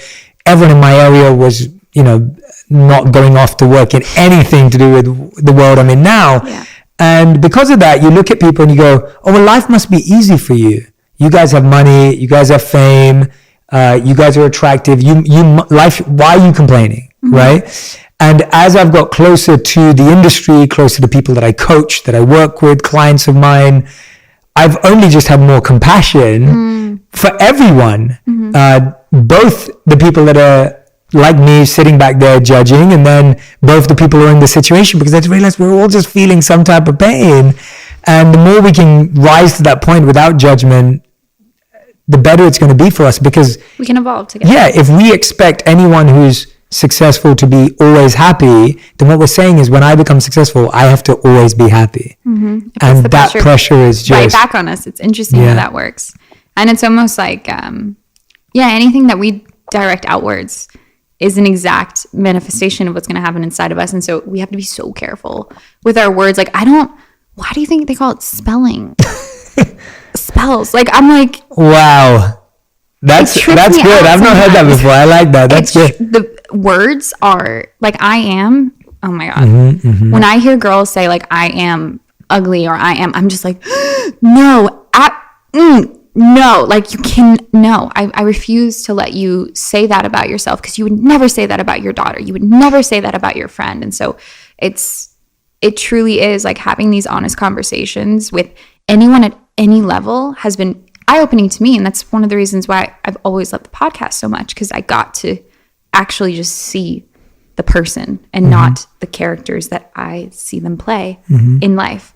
So that's really, it's really inspiring. And then also knowing that pain happens on any level. Like pain is pain, you know, like me losing someone from a breakup is just as painful as me losing my mom to death. And I was like, that was weird. I was like, and you almost feel guilty, or like you feel like, can I feel that? Do I allow myself to? So it's like, validating on any level, because that's actually what connects us as well. And I almost feel like until we have, the goal right now is to connect at every level of being human. And then from there, I mean, I'm pretty sure like an evolution would happen, which would be really cool. That'd be really cool. I'd be like, whoa. Can you imagine if we had everyone at the same time be like, love? Yeah. Can you imagine? Like, that would be crazy. I'm sure you've like heard of those stories where like, they have like monks praying at all at the same time, like 3,000 monks or whatever. And like the crime rates goes down in the city. I've definitely heard, I've seen studies on that before. Yeah, same. But just those kinds of scenarios would be like, I think that's what my work would ideally, my like heart work, I guess, is what it's there for, is to like have just more moments of like just people being in absolute like love. And even when I can facilitate, like we were talking about hosting and how like, it's like, why have the big house if you're not putting everyone in it, like hosting it? Like, why do I have a balcony? I'm not gonna do anything on it. Like, I'm gonna have all my friends like there and like host people. And like, why do I have more than one bedroom? So I can let my friends be there. And like just hosting and having that environment where like we come together and bring like real connection. It is so it's helping the planet so much more than we know. I've got 2 more questions for you before we go into the final 5, because there's so many things I could talk to you about. The first question I wanted to ask you was around your passion for acting now. So, you know, what right now is making you so passionately curious about acting? What is it about roles? What is it about your development as an artist that connects you so much to acting? It's almost like proving to myself how many different person or identities I can be. I think it's like I feel, even though I seem outgoing, I'm actually quite terrified all the time. And I would say I'm like an ambivert, like an in between. Mm-hmm. But when it comes to acting, I don't have a choice. Like I have to show up as this person. If I'm nervous, like it doesn't matter. And like once I'm not thinking about lines, once I'm like in that state where I just like have it memorized to the heart and I can just be there, it's similar to flow state. I'm sure you've written, I love flow state, I love flow state. Yeah, I love flow Flow state is the goal for everything, always. So it puts me in flow state, basically. There's no time. I don't remember. I'm not thinking about myself. I'm not thinking about my body. I'm just here. And like similar to the way, like when you surf, like you're on a wave, it's those like 30 seconds of just like, I blacked out. I wasn't even there. Now, when you're saying that you can actually surf, so you've actually had that experience. Like most people use that analogy, but we've never surfed. So, but you actually surf. Like, anything, yeah. Just like any. But you can actually surf. Yeah, I can surf decently. Not good enough to the point where I'm like that guy in the surf being like, "Where'd you catch my wave, bro?" Right. I'm like, but just those moments. Like I think I'm right now. I'm just searching for those moments in my life. Like I'm just like, when am I going to forget time here? Am I going to forget time here? And so acting is just one of those things that I've seen is such a powerful, and also it's best because I get to lose track of time with another person. And I feel like connection is so strong for me. And so it's like, I remember, oh my God, this was such a cool moment. On my first set, it was an older actor. He's been around for a long time. I'm sure you know him. I don't remember his name, but he was very, very kind. And we had a scene together where he was kind of just like getting in my face about something, basically saying that I like wasn't worthy or I don't know. And I was just like, I got this, I got this scene. Don't worry, guys. And he was like getting in my face. And I just remember a moment where like, we like lost, I just wasn't there and he wasn't there. And it was just a pure moment and I wasn't acting and I was actually feeling everything. And then afterwards he comes to me and he looked at me at Crafty's, the little snack area. He was like, you get it. He was like, you get it, don't you? I was like, yeah. And he was like, keep doing it, kid. Like, keep doing it. It's amazing. That's awesome. And he was like, you get it. And he was like, it was almost as if he like said, like, you're closer to source in those moments. Like, and so he looked at me like, you get it. And I just flipped out after, because I was eating banana being like, I get it. And so after that, I was like, okay, this is like what I meant to do for now, I guess. And like, we'll see where that goes. But yeah, I just, once again, like the intention, the paths change, but the intention stays the same. So I think that's what keeps me. Again, love that. I just love that. Yeah. I couldn't agree more. Yeah. I think that's been the challenge for so many people. We try and keep our path the same and then. But we don't know our intention. Yeah, we don't know our intention. Yeah. Yeah. They're keeping your intention the same and the path changing. Oh, I can so relate to that. So back to those notes. Yeah. Like any intentions that you guys have, like any of it, just write it down. So at least you just know. Yeah. You just know, because I forget my intentions all the time. Of course, yeah. You have to repeat them daily. I repeat them daily in my prayer, in my affirmation. Yeah, exactly. At the beginning and end of the day, I have to. Exactly.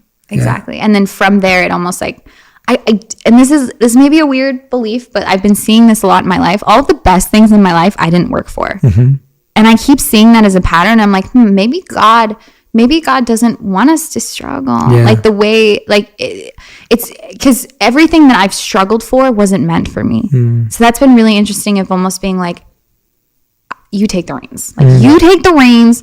I'll create the intention, but you create the story, and like I'll trust the path, and like whatever that is, like let's go, like let's make it fun, right? Because like I do feel like the more you can give to God, to like if he gives you like a red ball, for instance, like like if you have fun and you're playing with it, he's gonna be like, oh, she's playing with it. I'll give her something else. Like and it's just like it's almost like entertain, like show him or show the universe that like you're so stoked of what it gave you that it wants to give you more. Like you almost, and like I have a puppy, her name's Angel. And whenever I give her a treat, she's so stoked that I gave her a treat that I'm like, I gotta give you another one. And so like, I almost feel like and then when I walk my dog and she like is not leash trained yet, so she'll just be like choking herself out, trying to like go everywhere. And I'm just like, is this what I look like? Is this what I look like? Oh no. I learned so much from dogs. Also, when my dog is obsessed with a ball.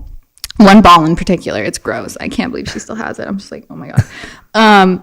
so obsessed with this ball, and I'm like, that is amazing. And literally her only goal with this ball is to give it back to me so that I can throw it so she can catch it so I can give it back to her. Shoot, there's no point to this whatsoever. And so it showed me, I was like, do it just for the act. Like, don't do it for like the idea, the goal, or the dream. Just do it. And so like whenever I play ball with her, I practice that. I'm like, I'm acting just because it's fun, because I just do it, or I'm creating this company because it's fun, and this is just what I do. Like it's just fun. And like, because every single time I've gotten caught up in like the huge image of things is like when I've lost sight of my heart's path, and I'm just like, oh. So, but the greatness isn't within that path, like for sure. But it's never like the same path as you would see, because it's literally just you playing with a ball, and you're just like, what's the point, God? And he's like, just wait, like just keep doing it for fun. So, like, keep doing it for fun. Just keep doing it for fun. And so and like now that I'm 24, I'm in this adult life, and I'm just like, do I need to get serious now? Like it's weird. Don't do it. I don't want to. It's a trap. It's a trap. And so, but it's so strong. I feel it heavy on me now. I'm like, I need a schedule. I need to wake up at this time. And God's like, no, you're not lazy if you sleep in. That's a belief. Let's get rid of that. Like, no, you're not. Like, did you? No, it's just literally, I am now taking off layers that I just got. I'm like, whoa, what is this? And now that I'm coming into my mid-20s, I'm just like, is this not supposed to be fun anymore? Because like, that's what I've heard. And that's what I like see a lot of the times. But I just refuse, because it's so inspiring to meet. I have a few friends that are like, I would say like in their 50s or 60s, and they're like children. Having the best time of their life. Having the best time of their life, and everything works out for them. Everything works out for them. And I'm just like, that is, if I'm going to tell a story, I'd rather it be like that. Yeah. I've added play back into my life so much. Like, play is like one of my number one values. That's why I got a dog. In life, You're going to the park. Yes. Not for the dog, for you, but you're going to the park. I just want more play in my life. And there was a beautiful quote by Richard Branson where he said that, you know, you don't stop playing because you get old. You get old because you stop playing. And I love that, because it's been so big for me. I'm at a place in my life where I'm like, play is a huge value, and it sounds insane and people don't get it. I just got back from Miami. I was there for 2 weeks, and we were on a really busy schedule. We were working from like 8 a.m. to 9 p.m. every single day. But at 9 p.m. every day, we'd go and play paddle tennis from 9 to 11. Yes. And I felt like a kid every night, where I was just waiting to be out on the paddle court. And I was just like dying to have you ever played paddle tennis? Okay, it's amazing. I'm the biggest advocate of the sport. I've introduced many, but play is just such a big value for me now. Yeah. And even when I'm with friends, I'm like, what can we do that's playful? That's playful. Like I've been doing crazy things with friends, like archery and like painting lessons and like whatever it is, because I just want to play. You just want to play, and it's where we create new passions. Yes. Play is where we create new passions. Ooh, and so I like also that. boredom. I always am like, boredom is so valuable, especially now with our phones and like all of this instant gratification, and we've heard a million times and it's all known now. But like, for real though, like I can't even drive without being like, don't text and drive, but look at all these billboards. Yeah. You know, it's weird. I'm just like, they're telling, and it's just all of this is everything is trying to get your attention. Everything is trying to get your attention, like to the T. And so I'm like, okay, how do I work against this? And it's only going to get probably more intense, I would assume so. So that's like, literally, I'll say it again, that's why I got a dog. That's like fully why I got a dog. Because I was like, I need something I'm going to get bad news on the phone. And I'm like, okay, bye. And then the dog's just like, you know, okay, here. So you know how like in any like Disney, like movie, like Pixar, whatever, there's always a sidekick. Yes. Tangled, the chameleon. Like there's a bunny and the abominable snowman. Yeah. There is always like this really funny comical relief. Olaf in Frozen. Olaf. Yeah. Spirit animal. Yeah. I was like, I want a sidekick. Like I want that idiot that's just like running and hitting a wall while I'm trying to like do business. Like we need that. Like that's we need so that. Cool. Yeah. So like movies are so powerful in the way that they like they give us characters to like replicate. And so I've almost like, whenever I watch a movie, I'm just like, I like that character. Like that character is really cool. Like one of the shows that I actually like loved growing up with was Entourage. Yeah. Okay, I've got a funny story to tell you about Entourage. Oh my God. So I was a monk when Entourage was famous, so I never watched it, so I didn't know what it was. So my wife just made me watch Entourage. So we literally just finished it It's one of the best shows ever. It's so good. amazing. So Yeah, this vibe. I would watch it. I would watch it again. I loved it. I literally just watched it this year. So. Exactly. And so it's like you have like the characters around you that are just Yeah.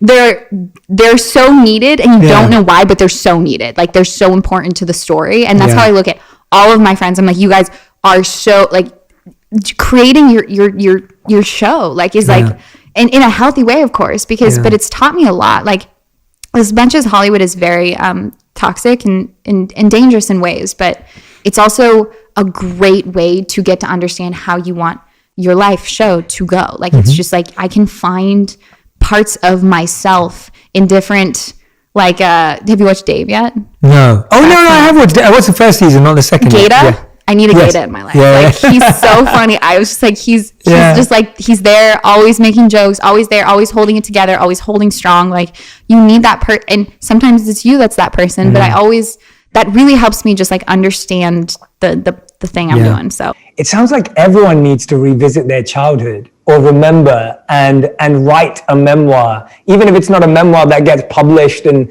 goes out to the world. It almost feels like reflecting is really important. What helped you? Were you speaking to friends from back then, or were you speaking to your, who are you connecting with to reignite some of those memories? Oh, everyone in the memories. I called my mom, my brother, my cousins who I grew up with, friends from the time. I corroborated the stories because memory is a weird thing, I remember it a certain way, somebody else remembers it a certain way. And there was this one story I remember. I was kicked out of MoMA for touching a painting when I was 15, 16 or something. And I remember that day being wonderful because we went to the Statue of Liberty after, and we got hot dogs and we were walking around New York City, and I remember it being like, oh, I touched a painting that's so cool that I touched. I think it was a Starry Night, and my cousins who were with me remember the day completely differently. They were tortured, embarrassed. My cousin was an art student. She was like, you got me kicked out of MoMA, and I was like, wow, I didn't remember that at all. That's brilliant. Was that your rebellious side, or was that a mistake? Neither. I was just curious. Curious. I feel like rules sometimes, and trust me, I mean, I'm in a public profession, I have to follow them. But, sometimes we conform to rules that just sort of stop our ability to grow. And unless it's like hurting someone or something, which by touching Starry Night, I probably was hurting the painting. But at that time, I didn't know. Well, the value of the painting just went up. It just went up. But otherwise, I think you gotta sometimes, you have to push the envelope. Yeah. There's been too many generations that have been defined by what people think, we can achieve, or, limitations that have been imposed because of people not being able to think or dream big enough. And I think it's every generation's responsibility to show the endless possibilities to the next. Yeah, you've definitely done that. I mean, you're constantly breaking rules in your career and your journey, starting from touching that painting at MoMA all the way through today. But was that an energy and a mindset that you believe you had at that young age?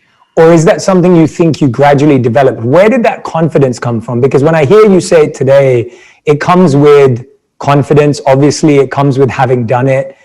And I think there are a lot of people out there who may feel that way, but they then also feel insecure that, are they the right person to do that? Do they have permission to do that? There's something that then still holds them back. What was it for you that allowed you to go all the way? Well, two things. My parents, for sure. I grew up in an environment where I was not shamed for my ideas. At 12 years old, I told my parents I wanted to live in America with my aunt, and my parents were like, bye, peace, it was fine. We had a logical pro and con conversation. I was raised sort of to have opinions, even if the room was hostile. So I think that really gave me a sense of self, and I think it's really important in parenting for us to treat our children like they're developing their own minds, because that's so important for them to have a sense of self and feel like, they're not robots, but they're actually thinking and they have a say in their decisions. It really lends for adults being able to have a sense of confidence. And second, to really understand and accept that confidence is not something you always need. You don't, so put it in a backpack. It's okay. Give it a break. Let it be in your purse. Let it be in your wallet. Let it chill for a second. Feel insecure. Feel like scared. Feel afraid. Feel vulnerable. But when you need the confidence and you walk into that room, you'll have it because you didn't keep using it. You didn't need to constantly have a, cover of or sort of like a uniform of confidence. You don't have to always show confidence. You don't have to exude confidence. You don't. You just have to pull it out when you need it. And then when it's in the reserve, it's so much more powerful because you're allowing yourself to be all the things. I feel insecure. I'm terrified that this book is coming out. It's the first time I've ever written, and I've never been so personal in my whole life. I've been a public person for 20 years, never scratched beneath the surface. I've gotten away with sharing whatever I wanted to share about my life and not more, My stories, people think they know it, but they really don't.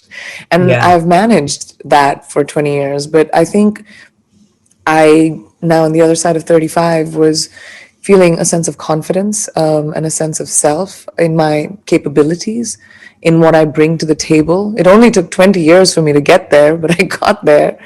And I think all those insecurities that I address in my book don't scare me that much anymore, as they did at that time.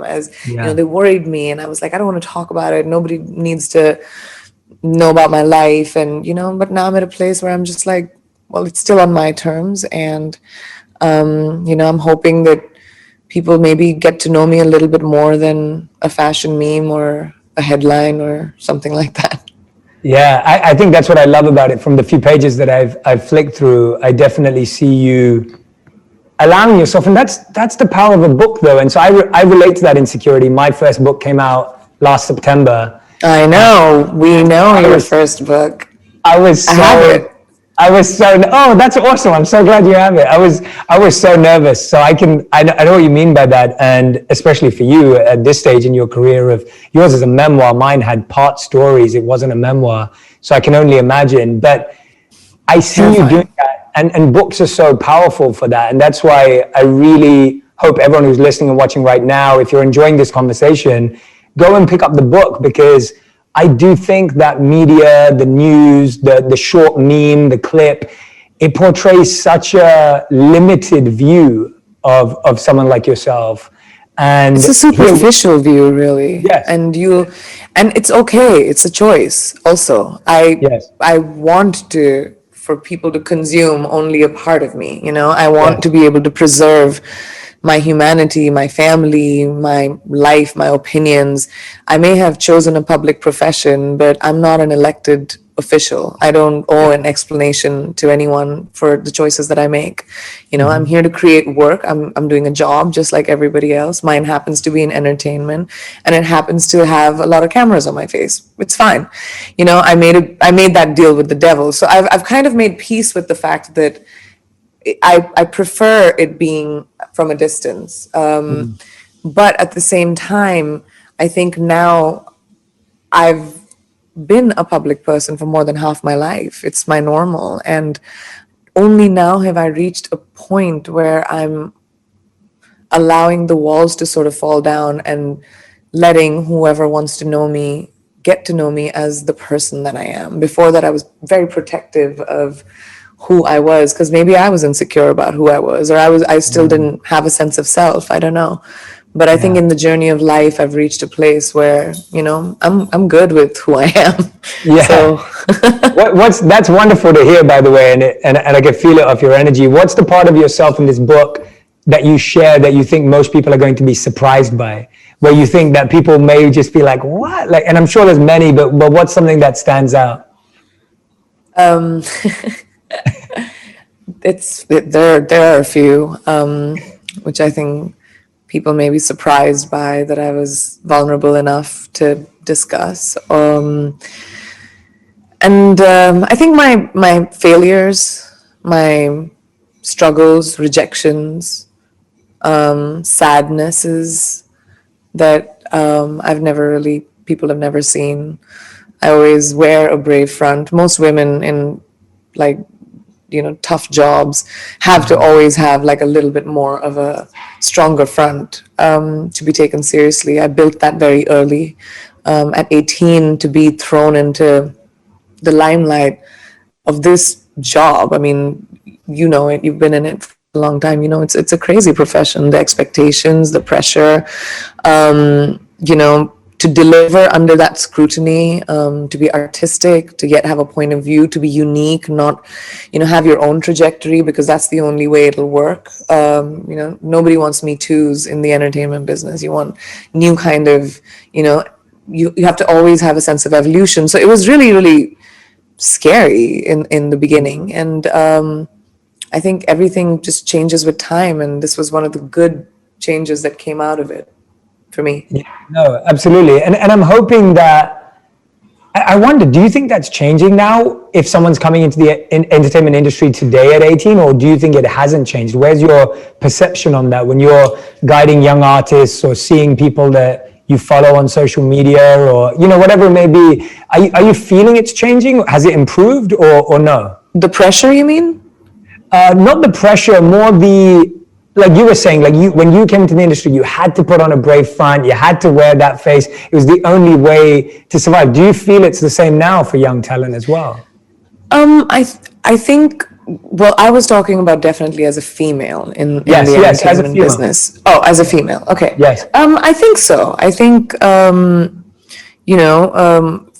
it's still hard when you're starting out for women to be taken seriously, for your ideas to be given the kind of credence that a man's would as quickly, probably, especially in professions where normally you don't see women, because women have never been pushed in that direction, or women have never wanted to go in that direction because it was never normalized for them that their ambitions could go in that direction. Business, politics, to be heads of companies, engineering, like, coding, policy making, like stuff like that, lawyers. Women have just about in the last few generations been coming to the fore and, are standing neck to neck with guys, but it's still an anomaly. It's still not as normal in terms of numbers. It's still not equal. So until that happens, I think it will be hard for, young girls to be taken seriously when they come into professions that are predominantly male. But it's okay. Women before us have fought the fight, and women after us will fight the fight. It'll just hopefully not be the same fight. Hopefully our generation will not let our kids inherit our problems, as women. We are definitely working in that direction, but I think as the world needs to sit up and take notice that this demand is loud because it's a requirement. This demand is loud because that's what's right, and that is the reflection of the world. Women are 50% of it, and we should be reflected in every area. And basically feminism is that, right? Like, don't decide for me what I should be doing, when I should be doing it, and how I should be doing it. Just like men have had that freedom, give me that as well. Yeah. So I guess it's that. Sorry, we deviated completely. No, you're not deviating at all. It's a strong message, and I stand by it. So it's a great message, and it's really interesting where male privilege is a really interesting thing to reflect on. I remember when I first started reflecting on it, was even really a few years back, and I feel very much I was raised by my mom, and I have a younger sister, so I'm very close to the women in my life. But it started to strike me in a crazy way that I grew up having had certain dreams of becoming something that my sister couldn't have had. And that wasn't because of the way we were parented, it was because of what you saw. And when that really hit me and I stood and looked at that, and I often encourage a lot of my friends in that direction too. I'm like, if you really think about, if they have a son and a daughter, I'm like, if you really think about some of the options that don't seem available to your daughter, that she may never consider a career. And I really think that consideration is where the equality is, like the opportunity of even having that idea of I could do the that, or I could do opportunity of having choice. I think, you know, Yes. a lot of women, we are so, I am extremely privileged that I was raised by a feminist. I'm married to a feminist. I'm extremely privileged that my parents, which is why I brought up parenting earlier. A big reason I have a sense of confidence, and I'm on this side of the fight, because it's not as hard as it is on so many women around the world. I still had to fight. Of course, I had to break down the doors, and I had to, you know, prove a point to be taken seriously. I was kicked out of movies and replaced, and, you know, all the things. But I still had it so much easier. There are women around the world that don't have a say in their life, that are married off when, you know, other people decide, that people choose who they are married to, whether they can work or not, when they should have children, what kind of children they should have. And that doesn't mean giving up culture. That doesn't mean giving up tradition. You know, it just means creating opportunity. My father told me when I was very, very young, my mom since I was 9 years old, you will have financial independence before anything you do. It doesn't matter whose daughter you are. It doesn't matter, you know, who you're married to. You stand on your own feet, and there's such a power to that. To having, you know, to be raised by parents who put that in my head. So I was ambitious from 12 years old. I decided every year what I wanted to be, and it changed every year. I love hearing that, and it reminded me of something you've said before when you were speaking about your father there, about how Nick for you shares this same admiration of your power and your ambition, and feels, you know, supportive and excited and enthusiastic about the way you carry yourself. Tell us a bit about how I feel like that's such an important thing for both anyone in a relationship, to feel like their partner is inspired by their values, their beliefs, and their dreams. What has it felt like in the past where you feel like you haven't had that? And if someone who's listening or watching is feeling like maybe I don't have that, how do you think someone can navigate that, or to ultimately attract the partner that does have that? What's that journey like? Because I think a lot of people feel like they're with someone who may not understand or get their dreams, especially when they're starting out. Then it's the wrong person for you. And if you have the especially if you're starting out and, you know, you're testing the waters, and I think it's so crucial, if you have a choice in your life, to end up with someone who is not like enthused by your dreams, is at least interested in them, is at least excited about them, or you know, is at least encouraging. Like that's exciting. Because, you know, everyone's busy and everyone has a thing in their lives, but to make the effort to make you feel like your dreams are as important as the other one is such a gift. And I have been very blessed to have that. You know, I find wherever you are in your relationship, obviously you and Nick lead extremely busy lives.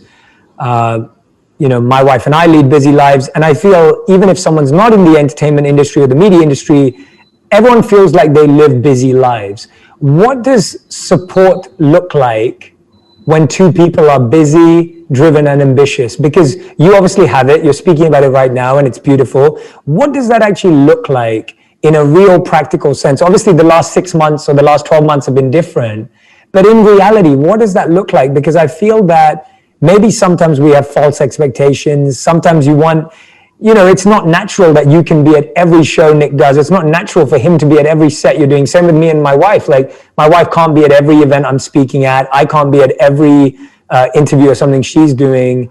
What does support look like? What does love look like in a very real, practical sense? I think when it comes to support specifically, I think giving the other person this space to do what they're doing is very important, without, you know, them feeling like, oh my, like, for example, I'm here in London for a year right now, and Nick is filming in LA, and I can't travel. But before the holidays, he made sure he was here for 2 months to settle me in, you know, to make sure that the house was all set up and everything was sorted, and we were together for the holidays. That's because he was free at the end of the month. and that support. It doesn't have to be large. It doesn't have to be, a big expression of, I don't know, love or big gifts. It's not. It's about giving space. It's about giving freedom. It's about appreciation. And I find this one thing really helpful. I always think about when, he's busy or he's having a crazy day, which he does for me as well, which is amazing. And everyone can follow this and it's super easy, is to think about how can I make that person's day easier?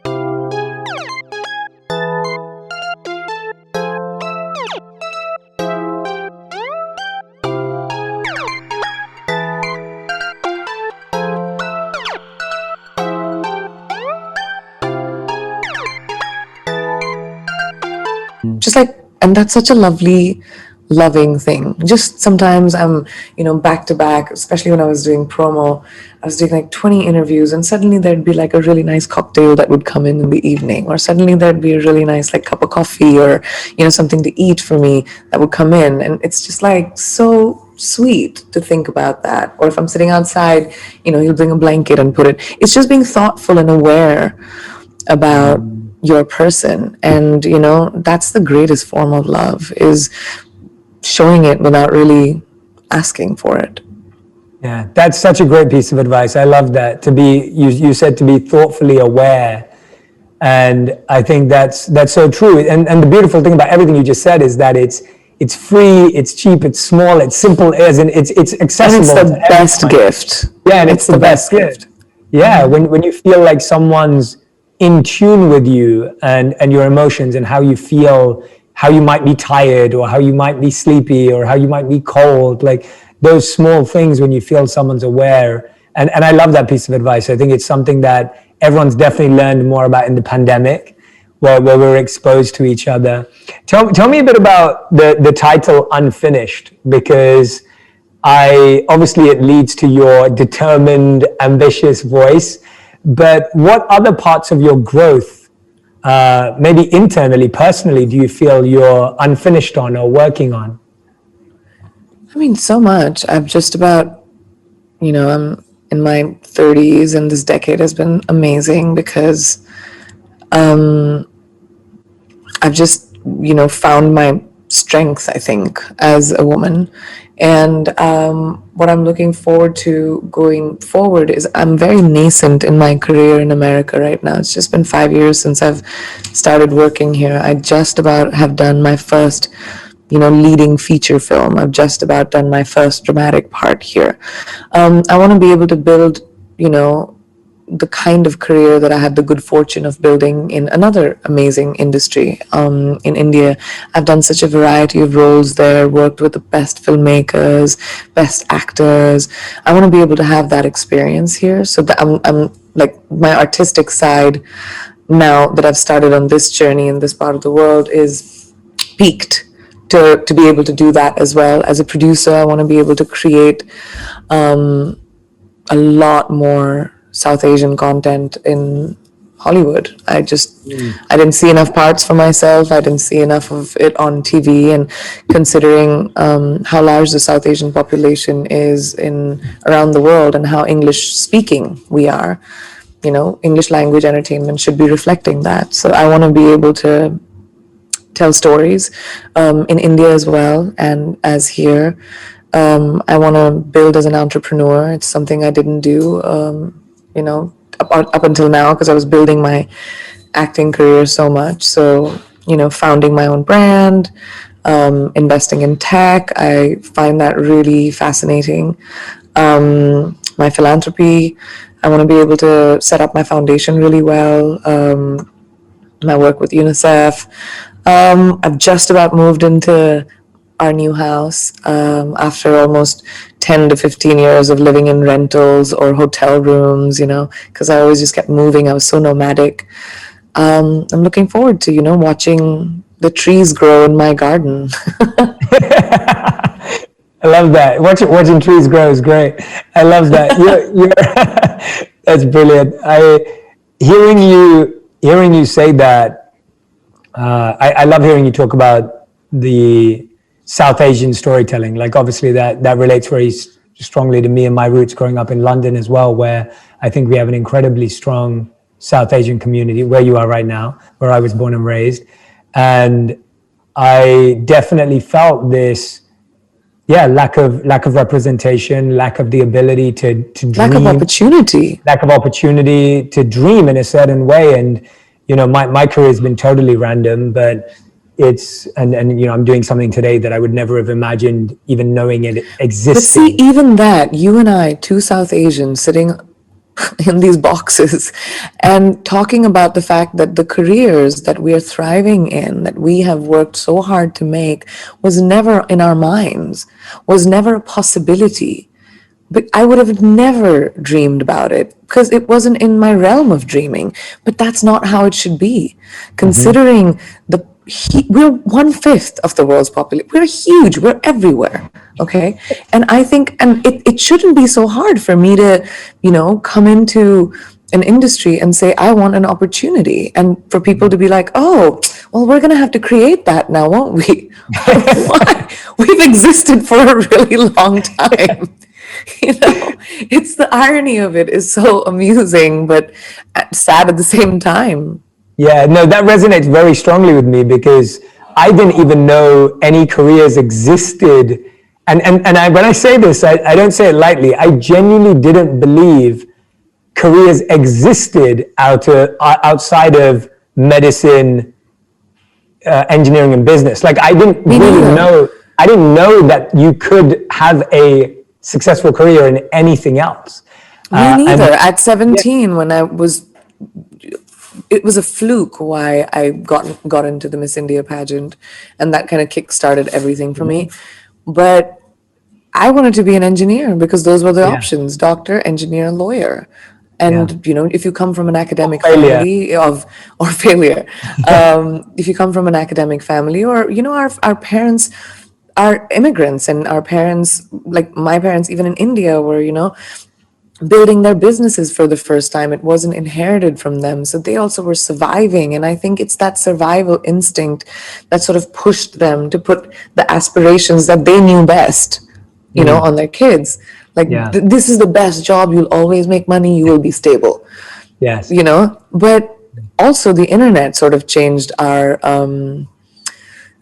generation. The fact that the internet made the world such a small place, which is another big reason why we should see so much more representation, is because we're catering to the whole world now. What was different about your ability to break out? And I'm not saying, you're not an egotistic person. I'm not asking you to be egotistic. I'm asking you to share lessons. What was different in that you were able to break out and do something that now you're more aligned with who you want to be as the future moves on versus the people that don't make that step? What is the difference? I think it was abandoning any connection to practicality and really living in faith. It really tested my faith.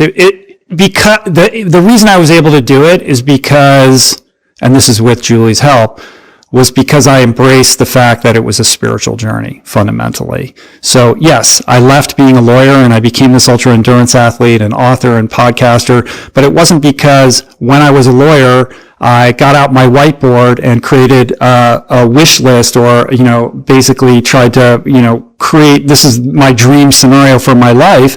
I just started engaging in what I felt was more aligned with my unique blueprint.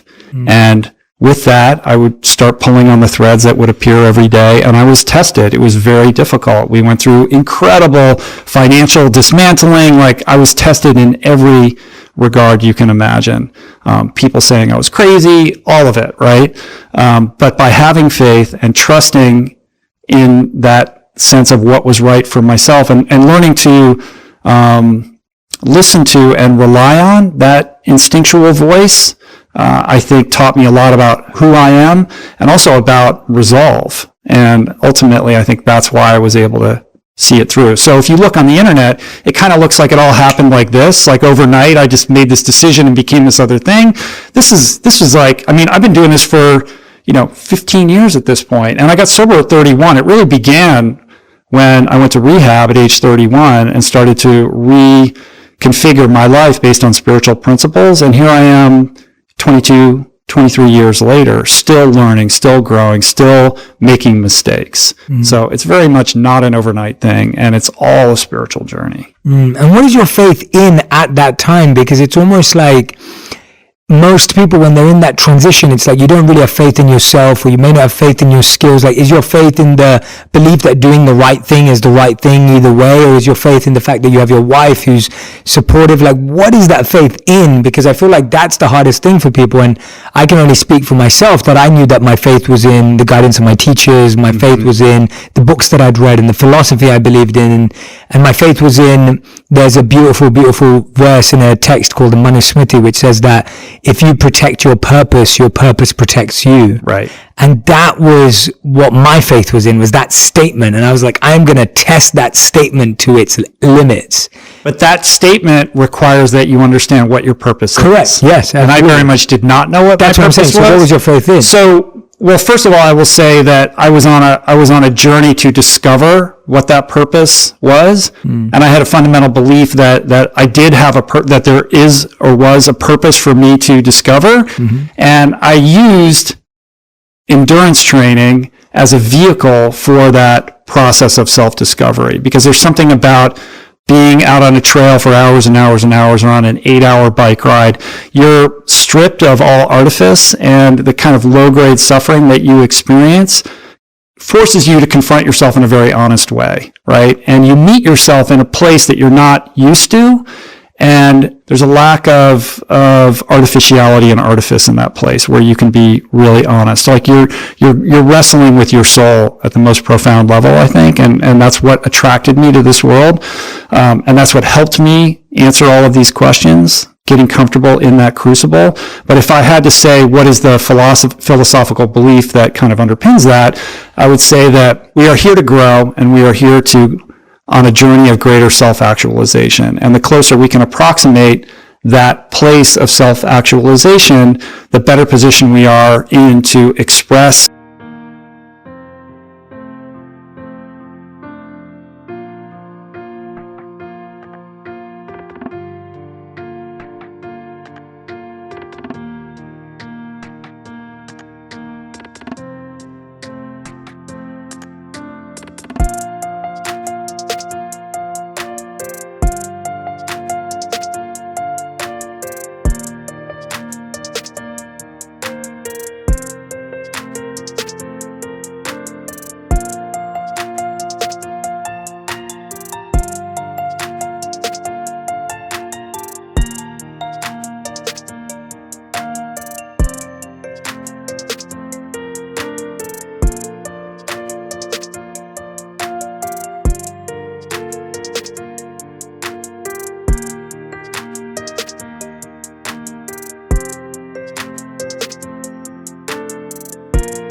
our unique blueprint and purpose in service to other human beings, right? And for me, it's been a process of trying to uncover what that is for me, and then ultimately bring greater expression to that for the betterment of other people. What does it feel like right now that it is for you compared to when you first started on this path? Where's the evolution of that? Yeah, well, it's interesting because for a long time it was like, oh, you're the vegan ultra endurance athlete guy. And it's like, yeah, I am, and I did those things.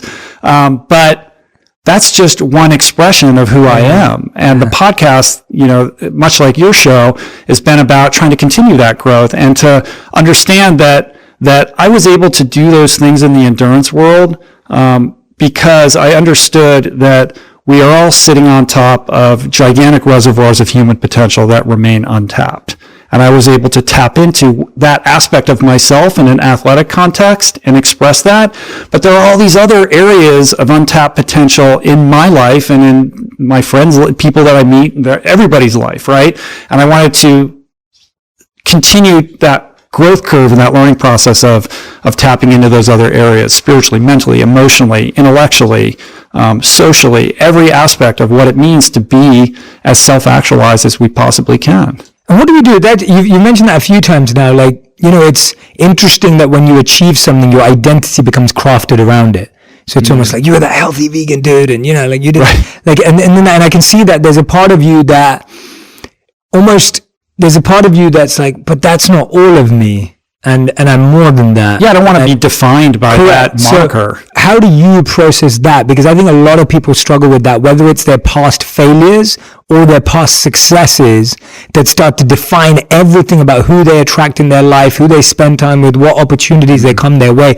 I mean, I'll give an example of something that's coming to my mind right now is when we had Kobe Bryant on the show, and Kobe started to talk about how, like, and this was huge for me. He was saying basically no one believed that he could make TV or movies or media because he was a basketball player. Mm-hmm. They're like, what do you know about this space? And so when he was trying to sell these shows, no one wanted to buy them. And that's why he had to build his own studio.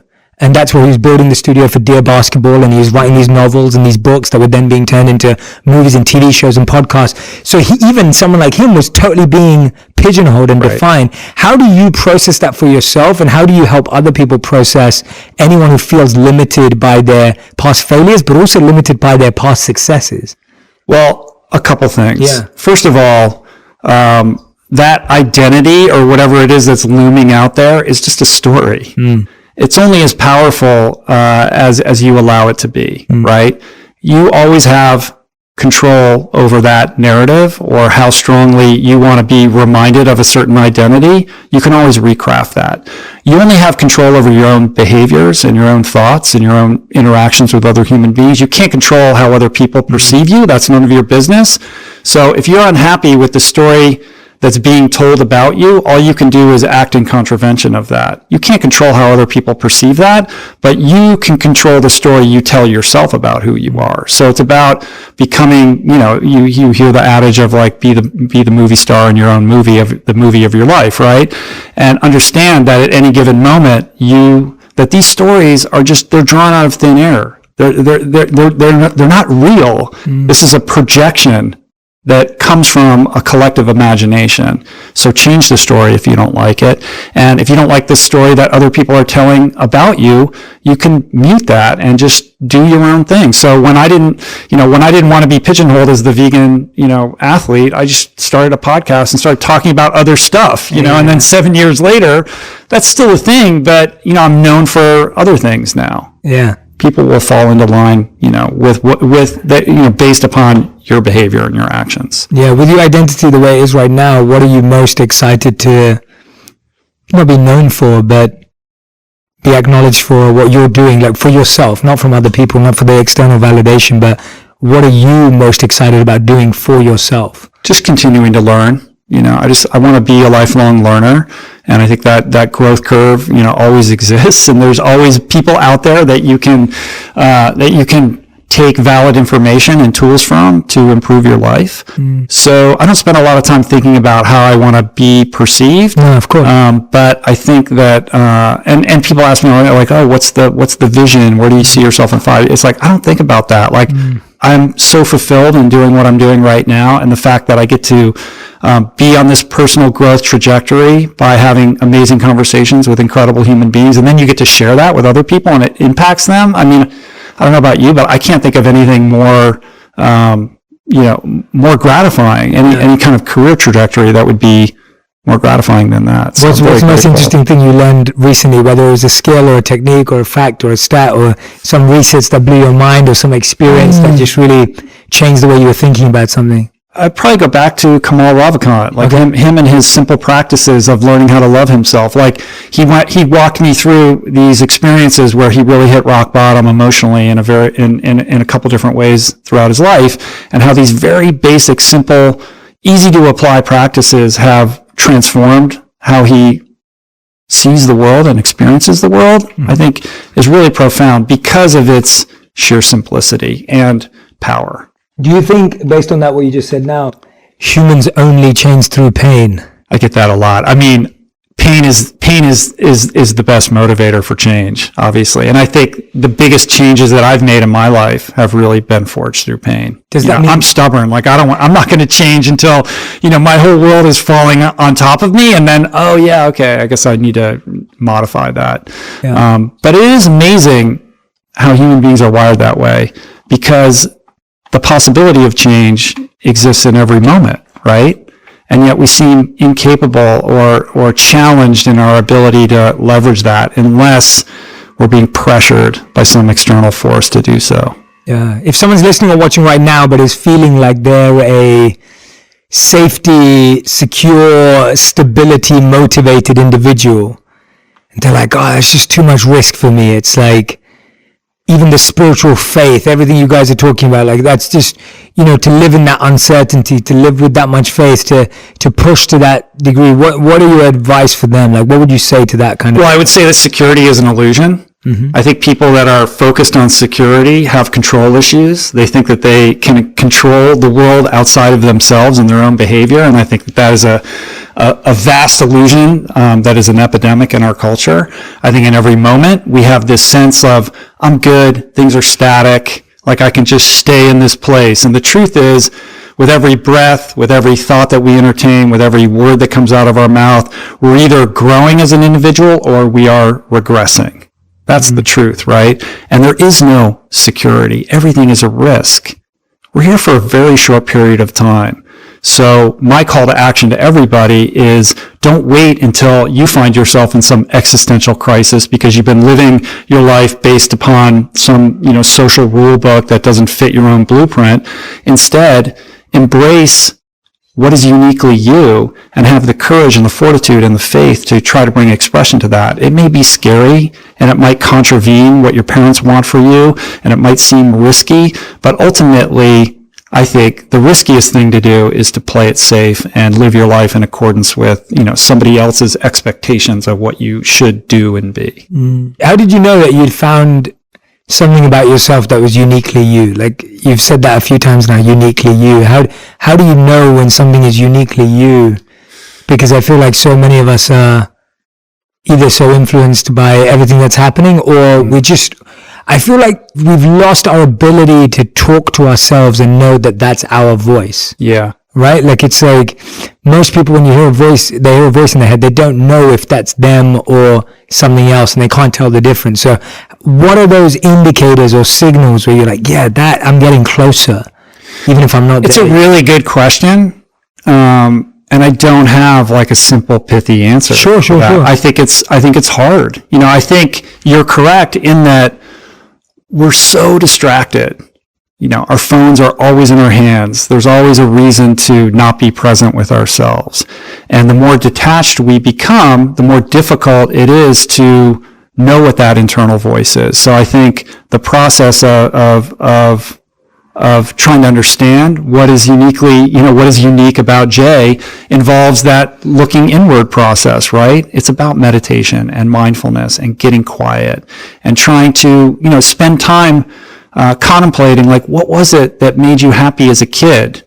Like, what did you like to do when you were left to your own devices that now you feel like you haven't done in a long time or would be foolish as an adult to spend time doing? And maybe there's a lesson there for you to see. I don't know. I can't answer that for you, but I know that those answers reside within all of us.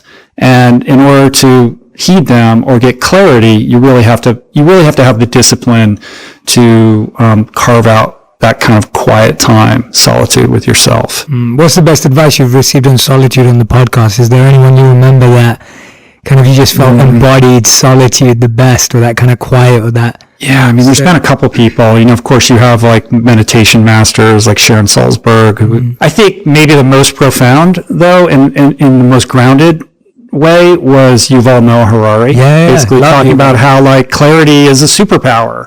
And now, because we're so distracted, distraction is our natural disposition to just be clear and quiet, to have presence of mind, to have clarity about what you think about a particular thing, is a superpower, where that used to just be normal, right? Yeah. Which kind of makes it easier to distinguish yourself, because all you have to do is put the phone away, learn how to be quiet, learn how to connect with your internal voice.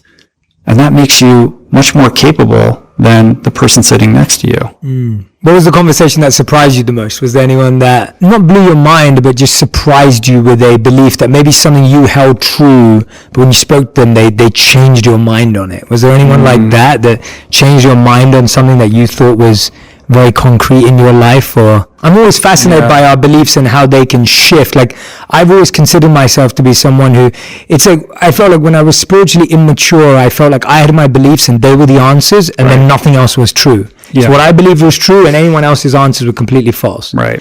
And then as I started to grow more, you start to realize you know nothing. And you're like, okay, I don't know anything now because I'm not really sure about any of these beliefs. And then you get to a point where it's like, well, I have some values and beliefs, they work for me, and now I'm willing to trade and upgrade based on what I'm exposed to, because now I learn that I need to have a map or a guidebook or a rule book that works, because you need that for life. Yeah. But then I hear someone say something and I'm like, oh, like, that has just opened up my mind in a completely different way. I think, in addition to that, what happens when you're confronted with a truth that contravenes your worldview?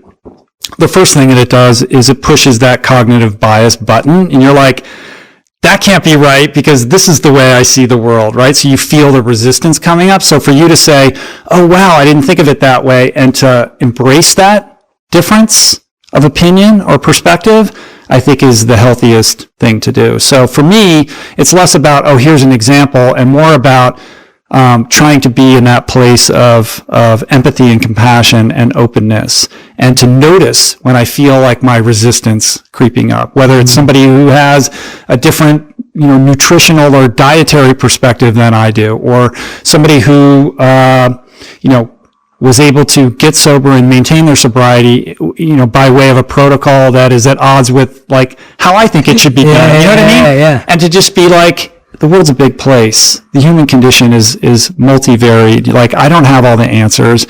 And to be able to sit with somebody who's coming from a different perspective and try to find mutual ground and meet them where they're at with compassion and with empathy, I think is really powerful. It's something that I'm always endeavoring to do with whatever guests that I have on my show. And I think it's what's sorely lacking in our culture right now. And I think if there's anything that I'm trying to do with my show and the example that I set with how I conduct my conversations is to say, look, if we want to move forward as a healthy culture, as a healthy society, we have to be able to meet each other in our differences with compassion, with understanding. That doesn't mean that we do it with unhealthy boundaries, but we have to be able to have mature conversations about our differences, because this polarization and the separation that we're seeing and the unhealthy siloing of opinions, I think, is really polluting and denigrating our ability to move forward as a healthy society, and is deeply concerning to me. Yeah, I'm so with you on that. I think that's a great answer, because that lack of judgment and openness and just stopping yourself from, like you said, letting your controls creep in, that's probably the hardest thing. Right. Because you've been on a train of thought or a school of thought since you were a kid, and it's built and built and built, and it's got you to somewhere, which is probably okay. And then all of a sudden someone comes and just surprises you with a note. What's been the best way you've found, apart from having conversation on the podcast, have you found that people are able to create that openness in their own lives? Is it more travel? Is it watching things that you wouldn't watch? Like, what have you seen that? Like, how can we encourage that more for people to be okay with exposing themselves to opposing ideas without placing judgment on them? Yeah, it's tough. I mean, I think travel is a big one, right? Investing in experience. People who have done that tend to have broader views and perspectives and more open-minded about a variety of issues than